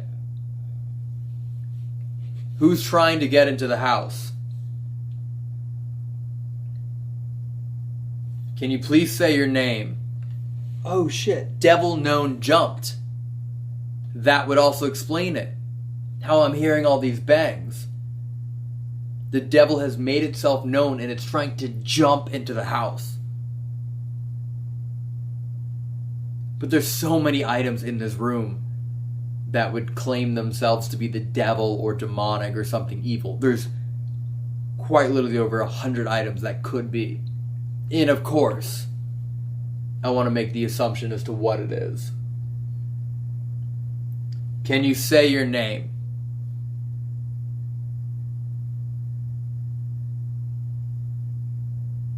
The worst part is someone is bound to open that door.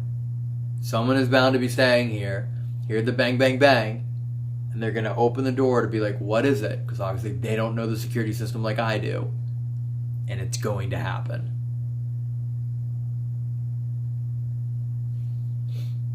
And nothing in this room ever wants to tell you who it is or what it's going to do, but it loves to let you know that it's trying to do it.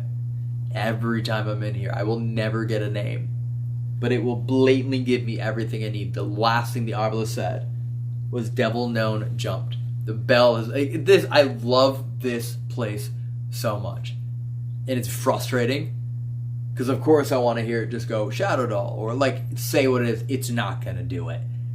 It's just gonna keep teasing you and putting meat on a fishing pole and just pulling you around until it gets what it wants on its own terms. And that to me is so fascinating because the spiritual intelligence to be able to do that, even now, it's not going off. It only went off when I hit the nail in the coffin.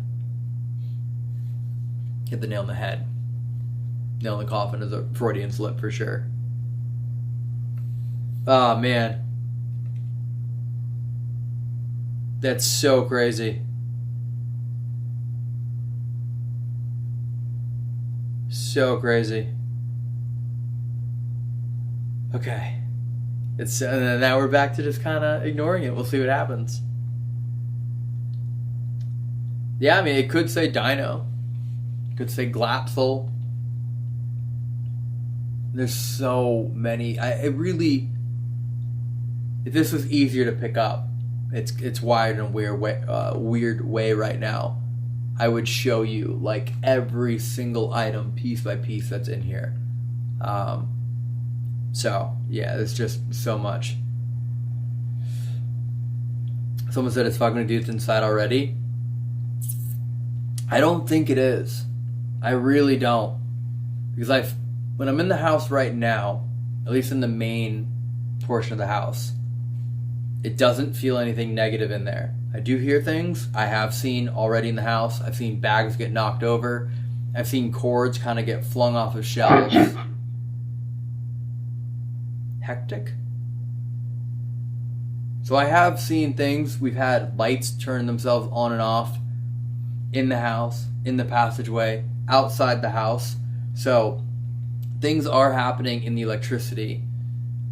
In the lower levels and at one point in the upper level. But right now, the main part of the house still feels not demonic, not evil, not negative as of right now. So, yeah, it doesn't feel like it's in the home To yet. harvest despair. To harvest despair. That is 100% what it just said. Its goal is to harvest despair. You get in the house, that means you get in the place where people are sleeping, where they're most vulnerable, where you can torment them and harvest. Okay. Again, you're going to tell me your intent, but you're not going to tell me who it is. My Nightbot just said 1.9 million subscribers. He goes, oh, why did it? I gotta change that setting. Whoops. They just go, huh. The doll never escaped. Ever in its 50-year history has the doll ever been unaccounted for or escaped or stolen. It has never happened. Not everything you see on TikTok is real. It's not real. That literally was only on TikTok. It didn't even make a single news publication because even the news publications are like, all right, this isn't real. So a little bit of research would show that it is not true. So don't just watch one TikTok and then think that's fact. Just as a life advice, if you see a TikToker give you a piece of advice, don't use that as your education. Please don't do that. Otherwise, Charlie D'Amelio would be a professor, and her sister would be running the United States economy. Did Annabelle move? You would have to tell me. I've been looking this way the whole time. What I will say is, we noticed this last time. When Matt and I were here, we took a photo to announce, right, everything that was happening. And then 2 weeks later, Josh and I took a photo when we were here. And then when Matt was just here a few days ago, he actually noticed that the doll had moved. So if you're asking in reference to that, yes. We have compared the photos, and the doll was in one position when Matt and I took a photo, and that position now is different. I tried to use the security cameras that are in here to review it, but there's been so much time here to go through every frame. I haven't been able to pin that yet.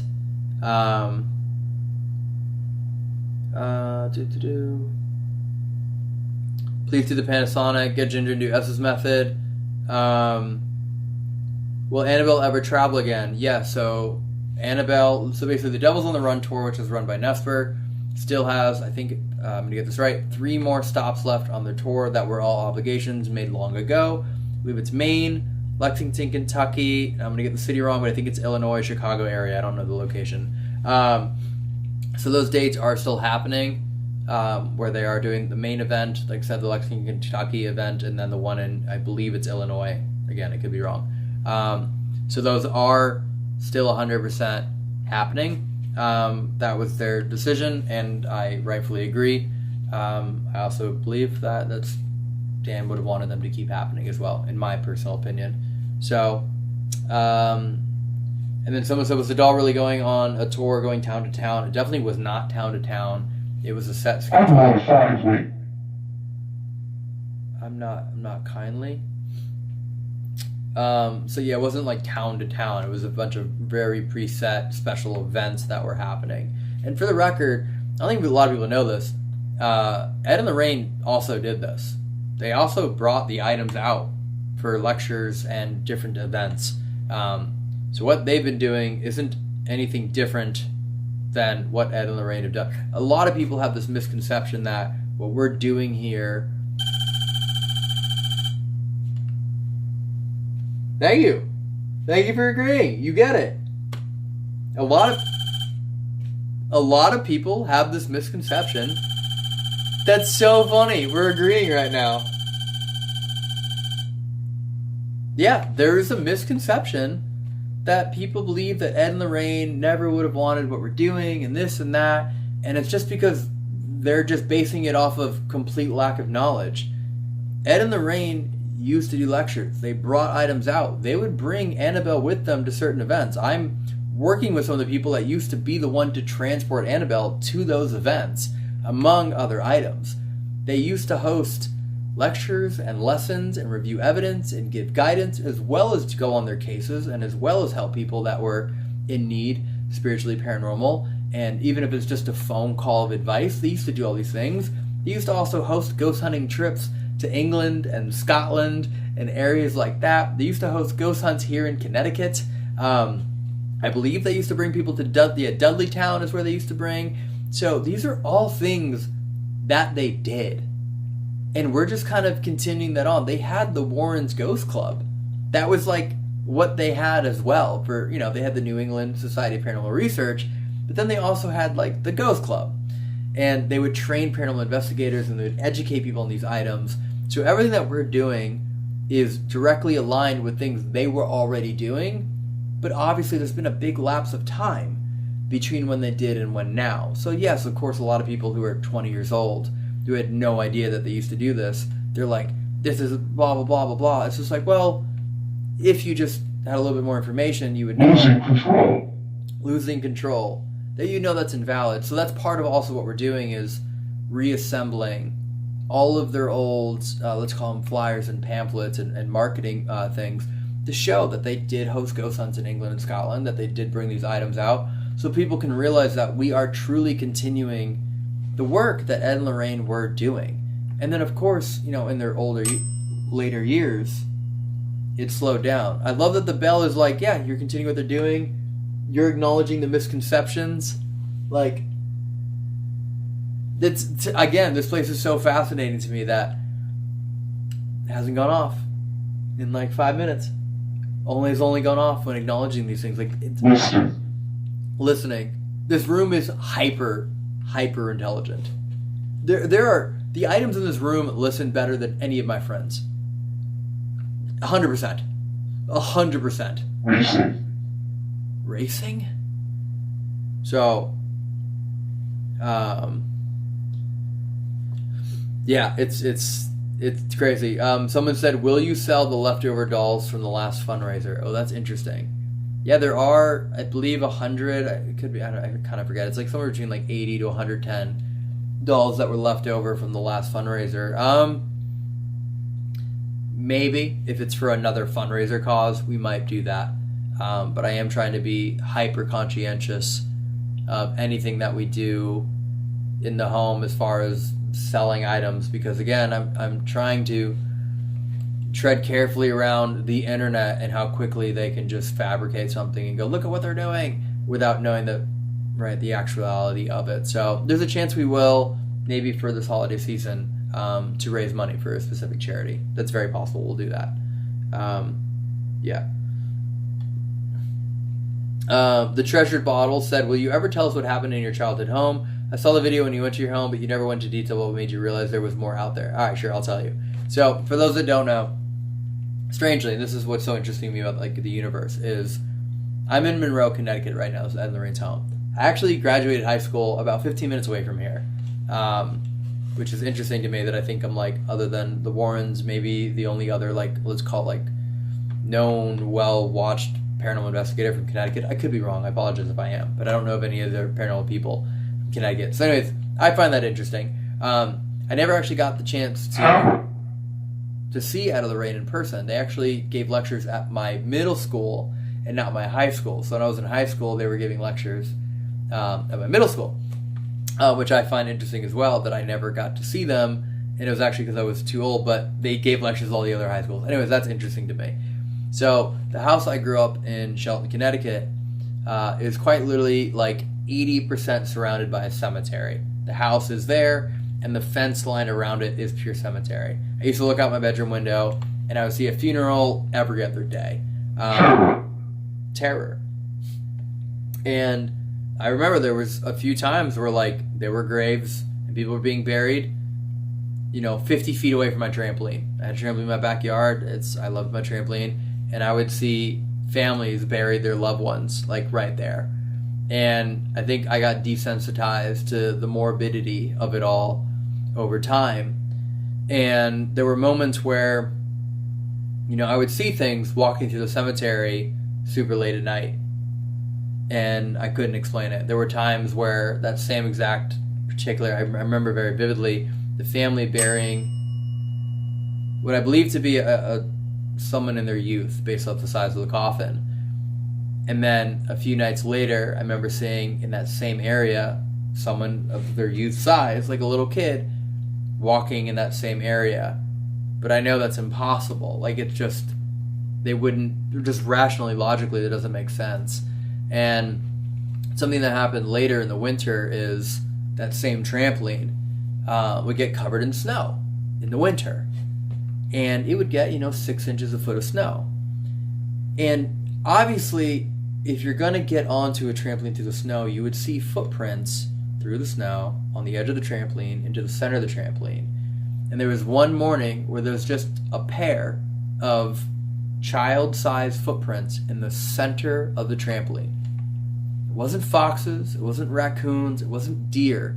It was two child-sized footprints just perfectly in the center of a 14-foot round trampoline. Nothing leading to it, nothing leading away from it, just in the center. And this was after I had seen, this burial happen, after I had seen this kind of like youth-sized spirit, something, right? I mean, I'm a teenager at this point. I don't know. Brains are developing, who knows, and all that. And then one day, Listen to the recording. Listen to the recording. And then, so that was the one thing where it kind of made me go, oh, that's...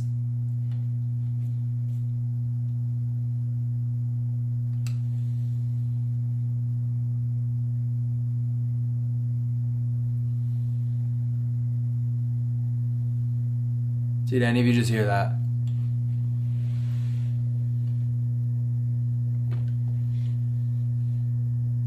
Oh man, did any of you just hear that?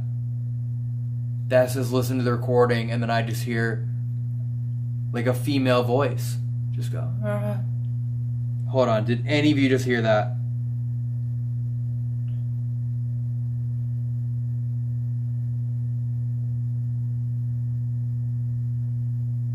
Oh man, I really want to know if any of you just heard what I just heard. It came from like right here. I don't know what it said. It was just like a... Yes. That even just said yes. Listen, I feel like the listen to the recording was to listen back to... listen to the recording. I speak words. I speak words. Well, I apologize. I just heard your voice right here next to me, not through a device. I heard you. But I apologize, but I didn't understand what you said.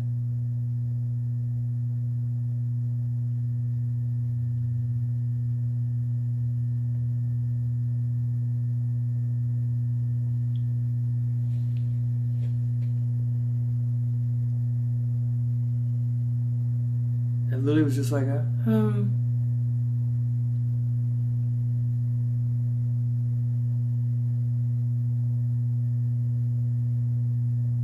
just want to hear it again. I'll try.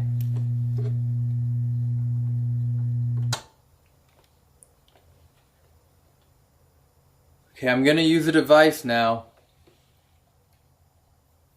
where I should be able to hear your voice, even if it may not be loud enough for me to hear it in this world, in this realm. So if there's anything you would like to say, we're listening.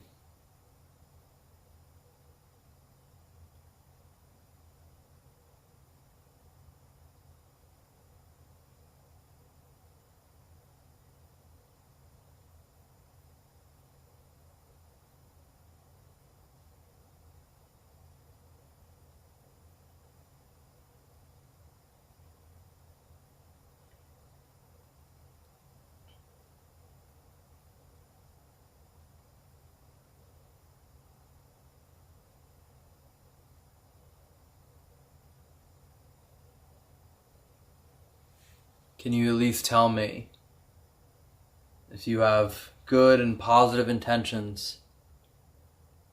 Can you please say yes? Oh, my recorder stopped. I don't even know. So if there's anything you would like to say, we're listening.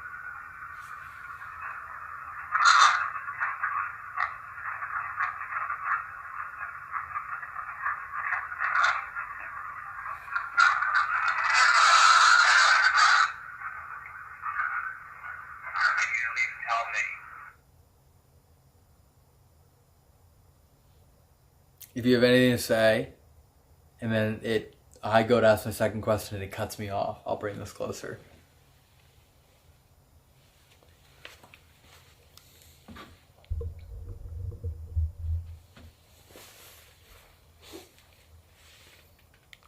So if there's anything you would like to say, we're listening.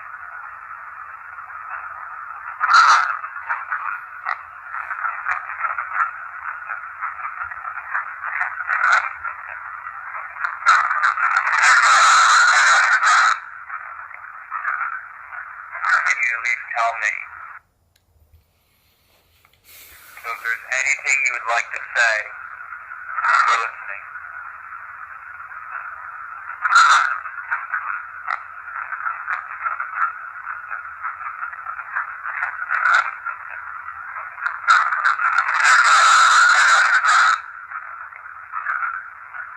Can you at least tell me? I'll let you listen and see if you can hear anything, and I will obviously keep the recorder. Normally what I always do after investigations are over is I just kind of go back to a quiet place and just listen to it over and over again, and then obviously we record it clean to put into the video.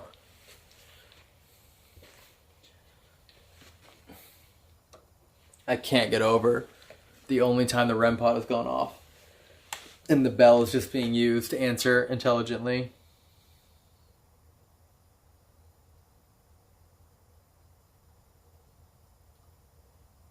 Heard the breathing. At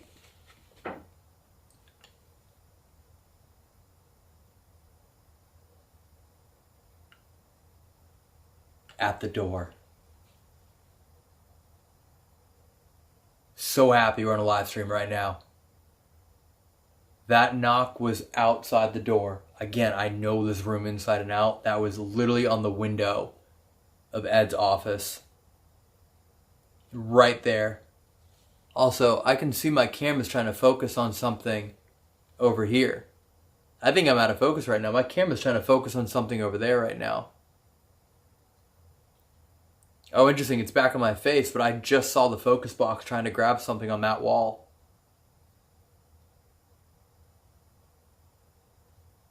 I'm so glad. You had to have all heard the knock. It was right when I wasn't talking. The longer you're in here,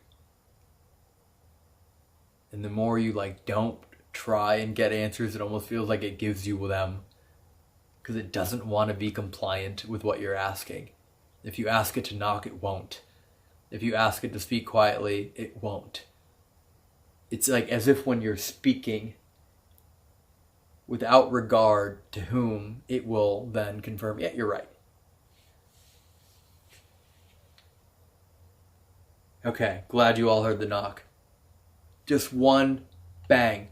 That level is what I've been hearing, but ba ba ba ba ba.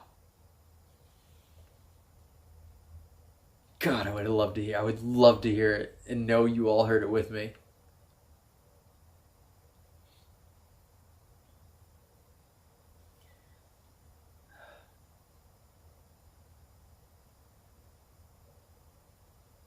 Dang.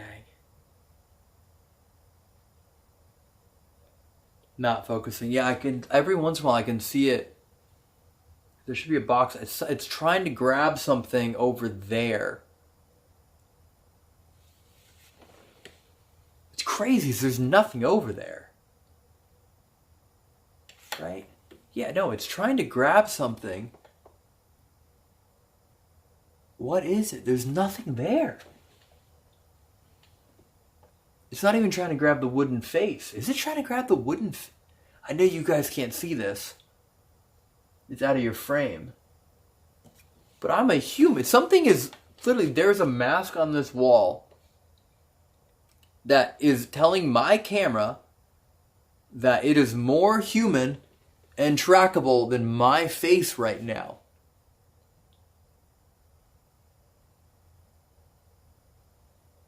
All right, I'll tip it over. I'm going to show you what it's pointing to. So it's pointing to the face above the book. That right there. pointing to that.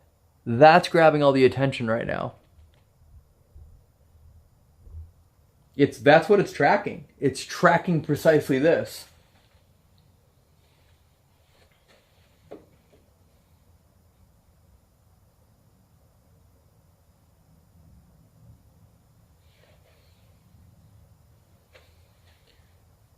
It's still tracking it.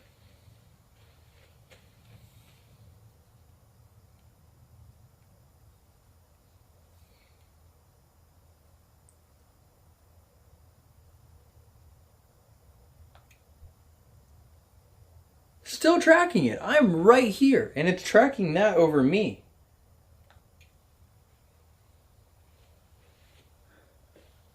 What book is this? It's the Book of Black Magic.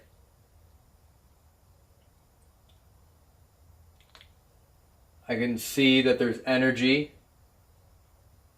coming from this mask. Are you able to speak?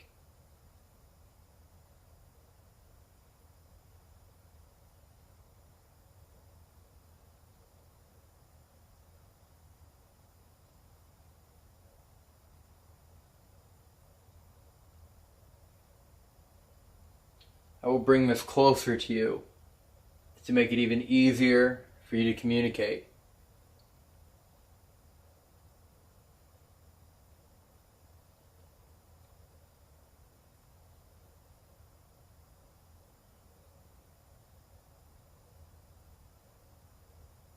What is it that you want known?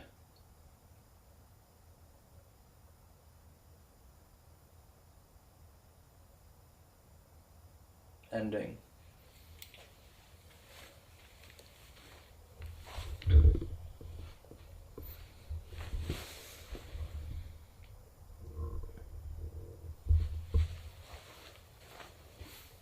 Again, the Oculus has not gone off this entire time. Okay. I can see that there's energy coming from this mask. Are you able to speak? I'll bring this closer to you. Get out of Make here. it even easier. Hold on. Are you able to speak? I'll bring It literally, it sounds like to me, yes, I can get out of here. Are you able to speak? I'll bring this closer to you. Make it even easier for you to communicate. What is it that you want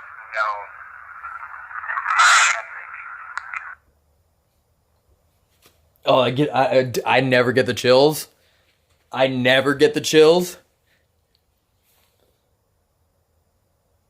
That's what's crazy to me. I go to talk to another object in the room. Something else. I'm getting answers. I can hear. This is probably one of the more audible EVPs. I'm starting to be able to hear it. And what happens? Something else goes, no, no, no. Come back here. Come back here. What are you doing? What are you doing? Every time. And then you just have to remember, if you ever come here to investigate, you have to remember, if you are getting the impulse that something is calling you, focus on it, because something else will try and pull you away.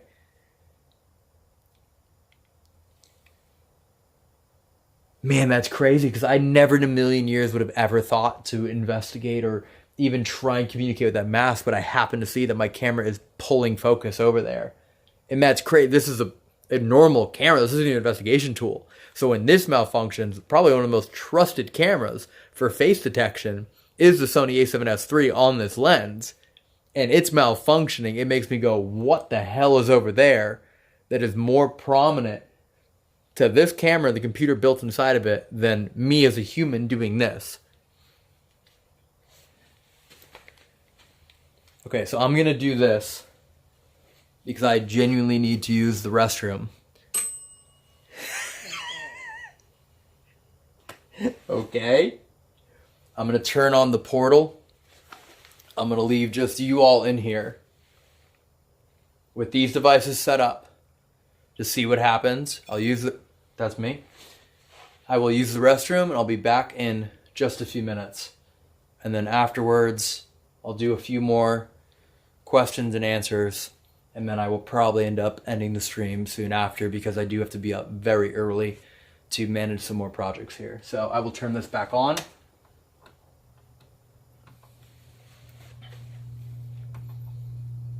Everything is on. The bell, the REM pod, the cat balls are still there. I guess you might see where focus gets pulled. And I'll be right back.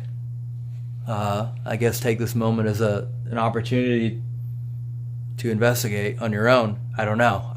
I really don't know if the objects in this room can know what your intentions are or your questions are. So, enjoy. Change. Change.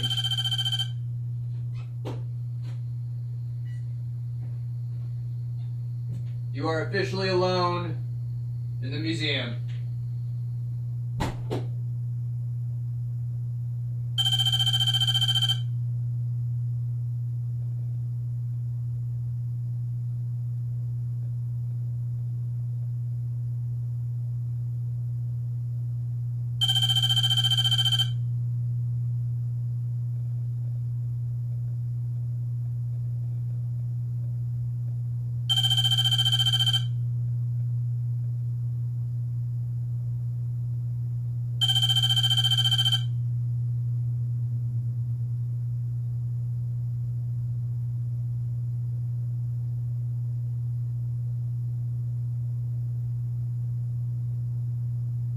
Lysander.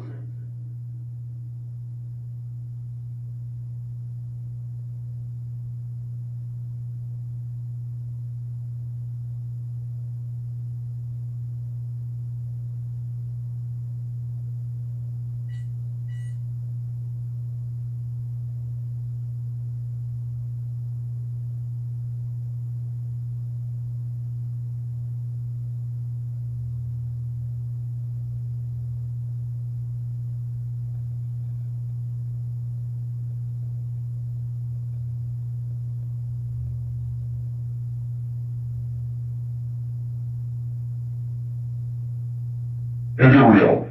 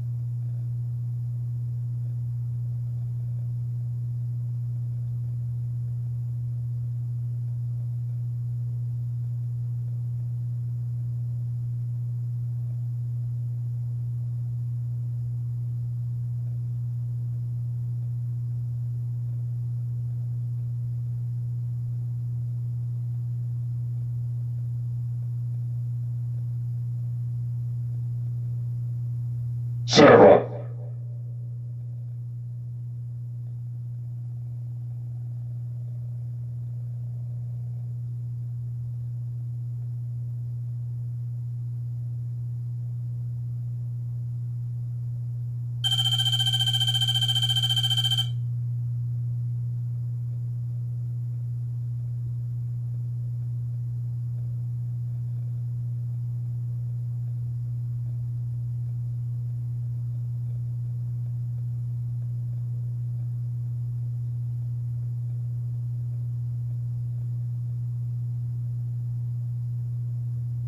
Civility.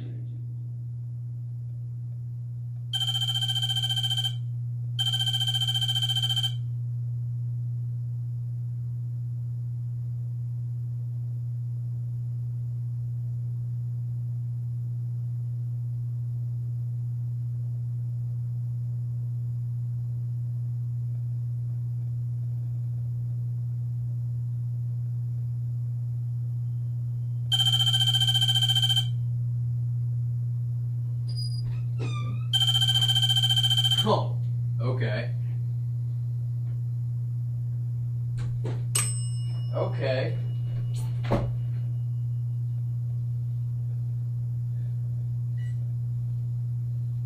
What's been going on?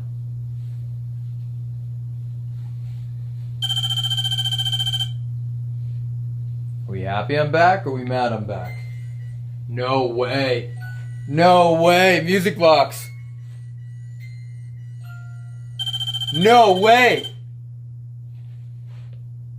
The music box hasn't gone off since the stream started 2 hours ago.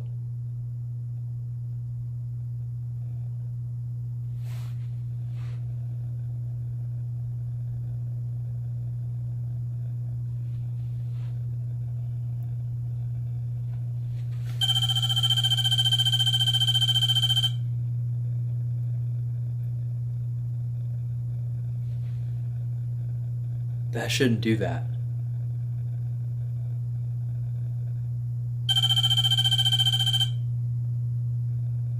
That shouldn't have any static in it at all.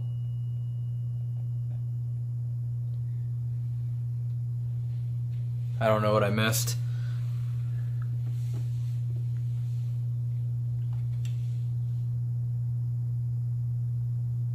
Huh.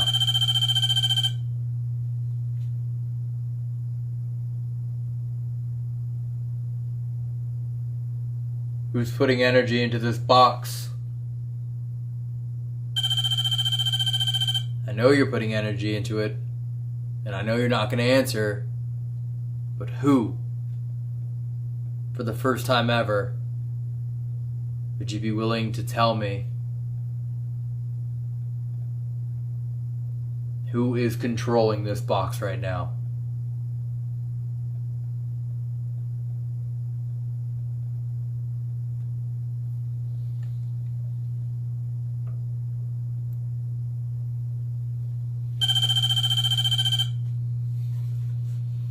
Of course you're not going to tell me.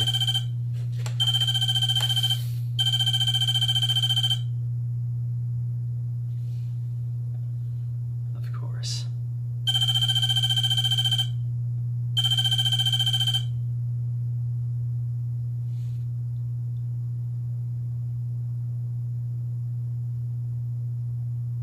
Why is everyone saying Sarah?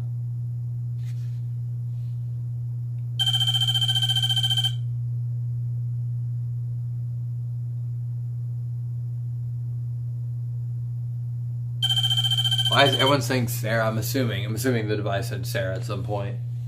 That didn't. Cassandra and Sarah? Oh, the music box went off when I was gone? I mean, it went off probably one blip when I walked out.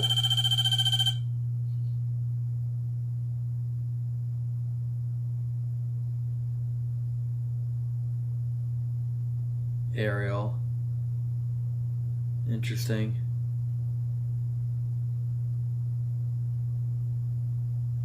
Crystal. Crystal? So all female names. Ariel, Sarah, Crystal. I hate that the first... Infested. I hate that my first thought is that you don't like the name Annabelle. And it's like, how about Ariel? How about Sarah? How about Crystal? Those sound like good new names. Do you want a name change?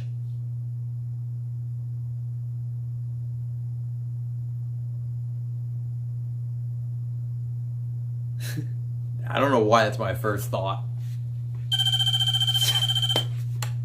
That's my first thought. It's like, I've been getting called Annabelle for 50 years. We all know I'm not actually Annabelle Higgins. We all know I'm something far worse. We changed a little bit. So I've like recently binge watched all the Conjuring Universe movies, and that's just in my head right now after watching those movies and thinking about how that doll was portrayed and how it's very... It toys... Sarah is in sorrow. Did that just say Sarah isn't Sterile? What did that just say? Sarah isn't what? That literally just sounded like it said Sarah isn't terrible? Sarah isn't sterile? Sarah isn't...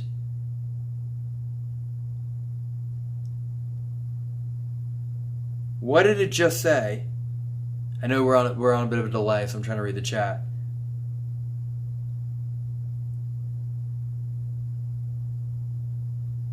Sarah isn't terrible?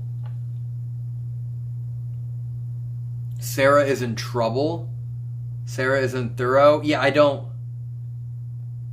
Sadness and sorrow? I swear it said Sarah isn't... Say it isn't so...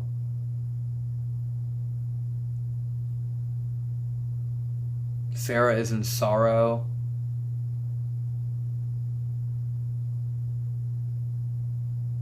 Yeah, I don't know. Sarah isn't so. Sarah isn't thorough. Definitely, I heard Sarah for sure. Sarah, yeah. Oh. Okay, well, for the sake of my real world responsibilities, which is also getting out the next overnight video, assuming you're here now, you're a fan of the overnight channel, the next overnight video is from the Garnett Demon House. I loved that night. Again, I just heard a tap on the wall.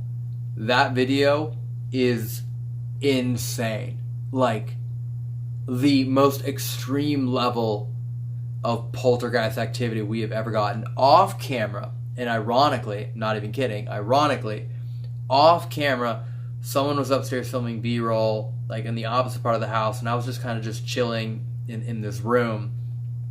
And I watched, not kidding, a, not that size, but a Raggedy Ann doll, probably that big, get thrown off a shelf right in front of me. I didn't have a camera with me. We were like in the middle of like preparing. Eliminating my comprehension. And we were like in the middle of like, okay, setting up for the live stream, like what's the plan? Like that way when we start the stream, we kind of know what we're doing and we're not just like scrambling. And I watched this, fairly big, 3-pound Raggedy Ann doll, not like, meh, just go boom and just pushed off the shelf and just hit the ground. And I literally went, where's the camera? And I just started yelling, where's the camera? Someone get me a camera. And that was just the tip of the iceberg for the night. So that video is coming out ASAP, and I need to go watch that just to make sure the trailer's all good and all those little details so we can get it out Saturday. So Sarah isn't sterile. Interesting. So that video is coming out. I loved that night. The Garnett Demon House is coming out, and then so I just want to keep obviously making. The fuck was that? What just hissed? What in the actual possible... There is no logical, real-world explanation for what just hissed. There's no water pipes in here. There's no radiator. There's no heater or air conditioner. Something over there by the dinosaur just did this little...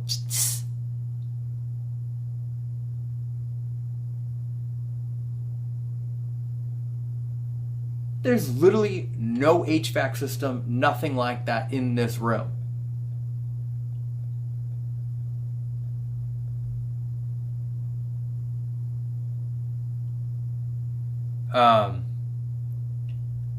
So, if there's any final questions, I'll read them now. We will be doing another live stream at the end of August. The end of August live stream, we will announce who all the winners are from the August merch box, the Dan Rivera merch box. So we'll announce all those winners. We will also then announce the next merch box. We do plan to do one more, where more people will be chosen to be flown out to Connecticut to do an overnight investigation with me here at this property. We'll announce that night. We will also do the formal announcement of the precise amount of money that was raised for Dan's wife and youngest son. So we will also do that all simultaneously. In that investigation, I do believe we'll have Evan with me as well. I'm going to try to do 2 nights of live stream investigations at the end of August. I will do my best to make that work. And with that, I will have Nick back with me as well as the camera guy. And I'm hoping by that day... How? I don't say that like I'm upset, but like I literally just heard around the room. And when I say like how, I mean like really, I want to understand this. How? How is that? How are you able to do this? And is it at will or is it an accident? Like when these noises happen, it almost feels like sometimes they're sneaking around the room. You know, like when you're trying to get around your house, get out late at night, and you accidentally hit that one creaky floorboard. And that's what it feels like. There's a spirit in this room, something in this room that's trying to move around.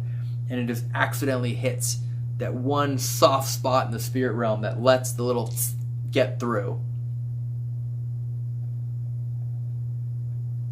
That didn't feel purposeful. That felt like, oh shit.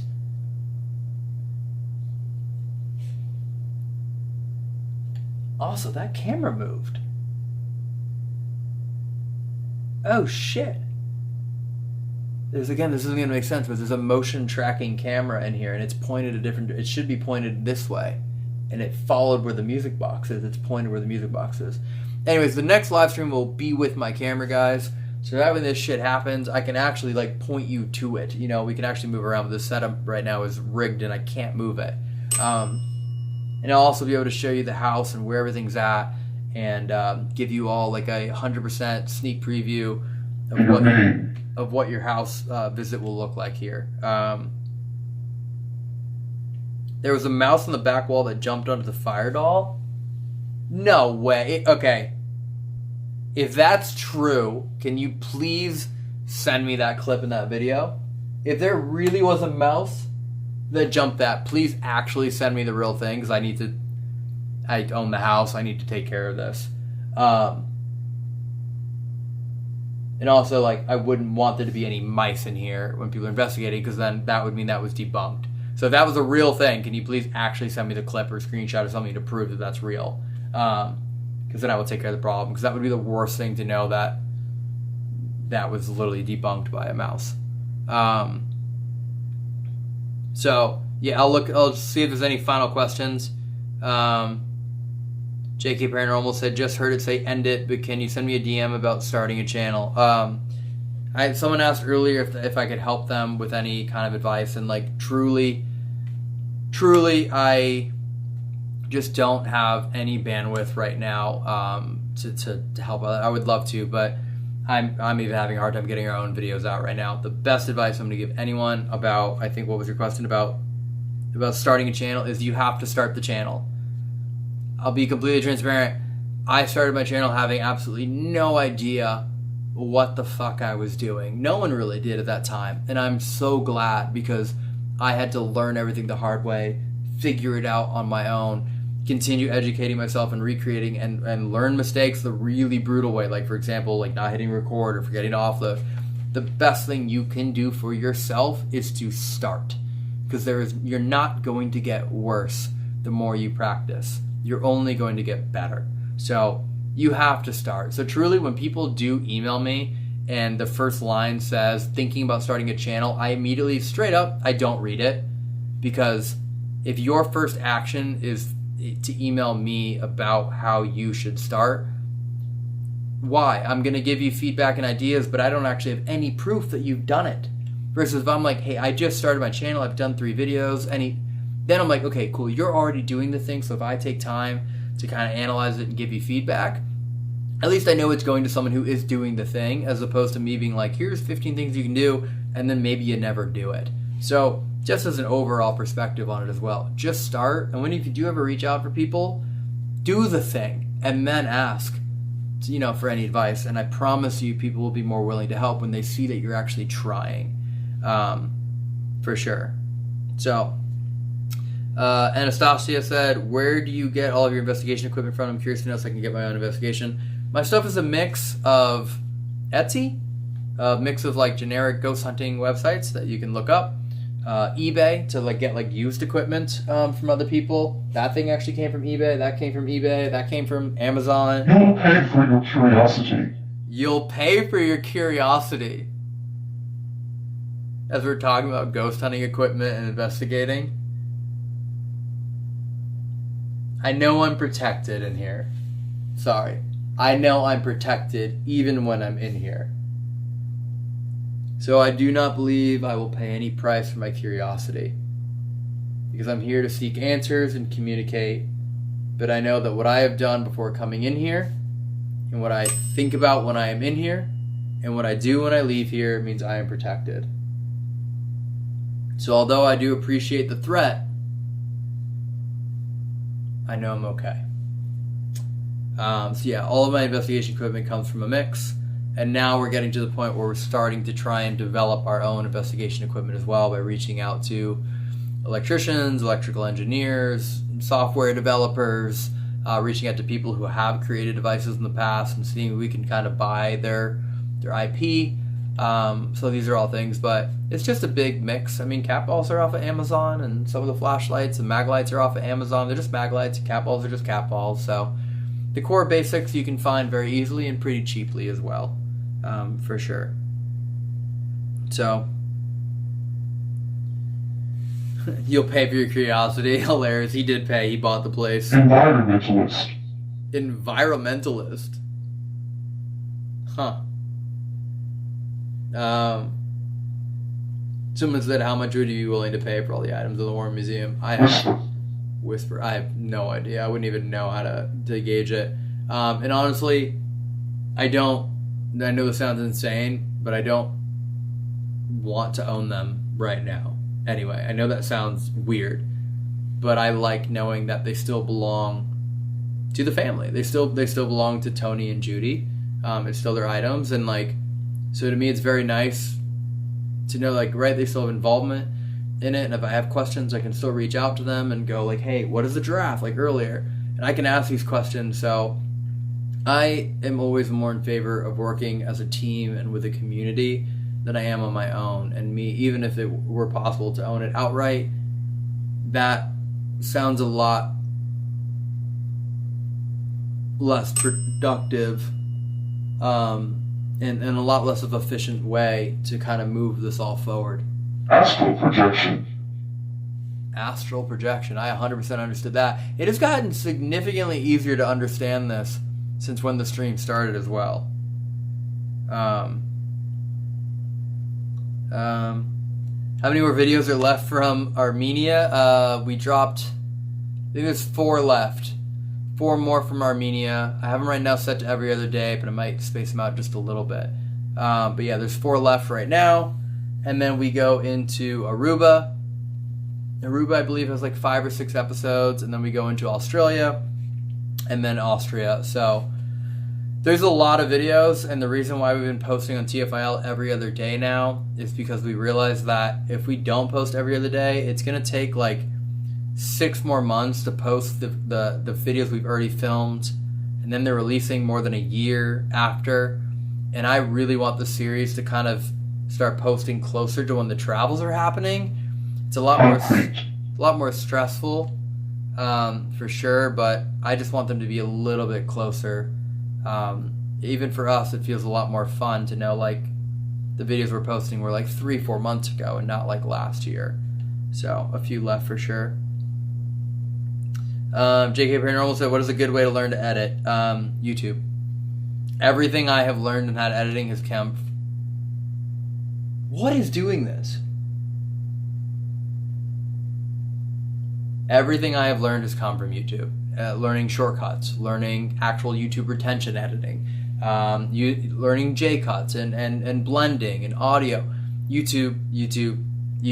Everything you could ever need to know about video and content creation, from thumbnails to title to SEO to watch time to metrics to color grading to sound design to AI to all of it. It's all on YouTube. You have an infinite top tier wealth of knowledge available at your fingertips at any moment in time. I still, up until this all happening, was still every day spending at least an hour just watching videos from other creators on how to be a better creator. So you never stop learning, for sure. If I do go to Ohio, I'll probably try and do Mansfield Reformatory. I'll probably try and do Fairfield Infirmary as well. If I do that big 13-day thing, I do want to return to a lot of locations I've been to, just because if it's a live stream trip, it's a lot easier when I already know the locations, versus showing up brand new to some place that I may not know very well. Yeah, I mean, AI tools are still very helpful. I mean, some said not AI, but yeah, there absolutely are tools that are helpful as far as sound design, even when we tell paranormal stories. And right, maybe there's not footage of that thing that we're trying to demonstrate, so we use AI to like generate that image of what people are describing. It's like a sketch artist when you talk about a criminal and you try and draw them up. So we use it for that asset, just to kind of like help illustrate and illuminate the concept and the thing that people are envisioning when they go to these locations. So yeah, next overnight video should be Saturday, right when I end the stream. I'm gonna go watch Garnett, just make sure everything's all good, and Danny, make sure we don't need some kind of history piece or it's not something missing. And then I'll tell Nick any notes. Nick will do changes. I'll work on the thumbnail. And then, yeah, so Saturday we will have the next overnight video out as well. Okay, well, if there are any final questions, I'm looking, but the stream I thought was only going to be like an hour and a half, and I've been in here for almost 3 hours now. My boyfriend wants to know where you buy your pants from. I got these in Ukraine, in Kyiv. So yeah, I got these while I was in Kyiv when I did the Chernobyl series like 3.5 years ago, and these are super cool. And I got them for like $70 or something. 1990. That's when I'm born, baby. Yeah. So I don't know. They're Bape. I think they're expensive, but I just got them super cheap, and I love these pants. I've ripped them 3 times, and I keep. When Ginger does it, she's dropped it off to the person that fixes pants, the tailor. There we go. JK Paranormal, appreciate you responding. Love the videos. Art and I bond while watching. Yeah, man. Of course, I appreciate you watching and asking questions. I just try and be as truthful and brutally honest as I can. That's just my opinion. There's no better way to learn than to do it the hard way. That's how I've gone through my life, so that's my perspective on it. Alrighty, everyone. I am going to go eat some dinner. And sorry, that was me. And then get the next video ready for the overnight channel, and keep working on this house. Keep getting everything ready for people to start staying here overnight. September 5th, bookings go available. November 1st will be the first available night. There'll be another merch box in probably September and October, where we will pick some winners that will get all expenses paid trips to fly out here to investigate with me. Really stoked on that. Also, fun question for those of you that are watching. When I do merch boxes, would you prefer, and I'll see the chat, would you prefer that the merch boxes are mystery boxes, where let's say you get your 3 shirts and you don't know what they are until you open them when the package arrives, or do you like knowing what the 3 shirts are ahead of time? I find the mystery boxes fun, because like, if you've been buying them a bunch, I take a lot of pride in my designs and make them really fun and interesting, and there's always something for everyone. But also maybe there's a discomfort in like you don't really know what you're buying. So I have a choice to make, because I'm going to get the next merch box. I already know what the designs are. So would you prefer to have it a mystery box, or would you prefer to know what it is? Let me know. Let me check. Let me see what this is, because actually I'm going to make that choice tomorrow. So I'm very curious to know what you all would prefer. Mystery. Interesting. Mystery. I like knowing. Mystery, knowing. It's probably like 80% mystery. Wow, 90% mystery.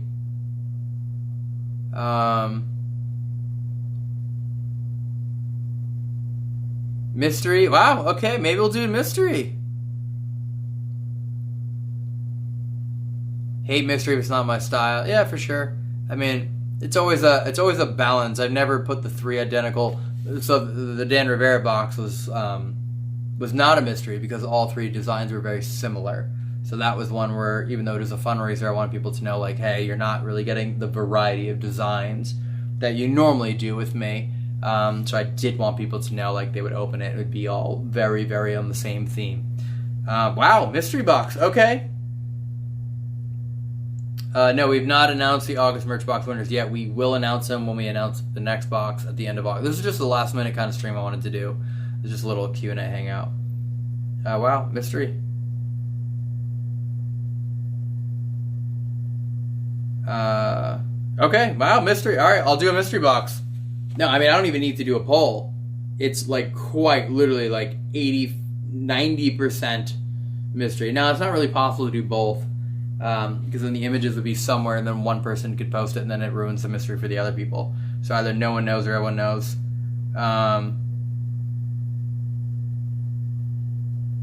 Well, yeah, the both isn't really an option. There's no real way to do that. I'll ponder it. Maybe there isn't. I'm not really seeing what that is. Okay.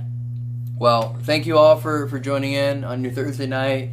Hope this is a little fun hangout session. It is really cool that there was some really fun moments that happened during all of this.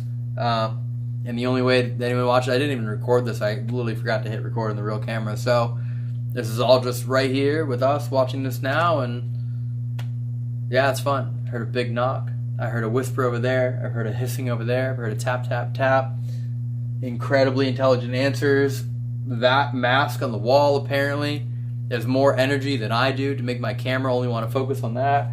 The last thing the obelisk said was devil known jumped. It was speaking nonstop and that's when it stopped. So very fascinating to me. I truly love this place. Can't wait for you all to be able to stay here. And hopefully we get this public museum open in the new location sooner than later. And make this like the #1 paranormal research hub in the world. So, alright.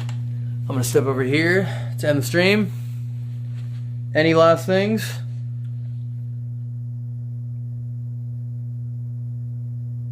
Any last things?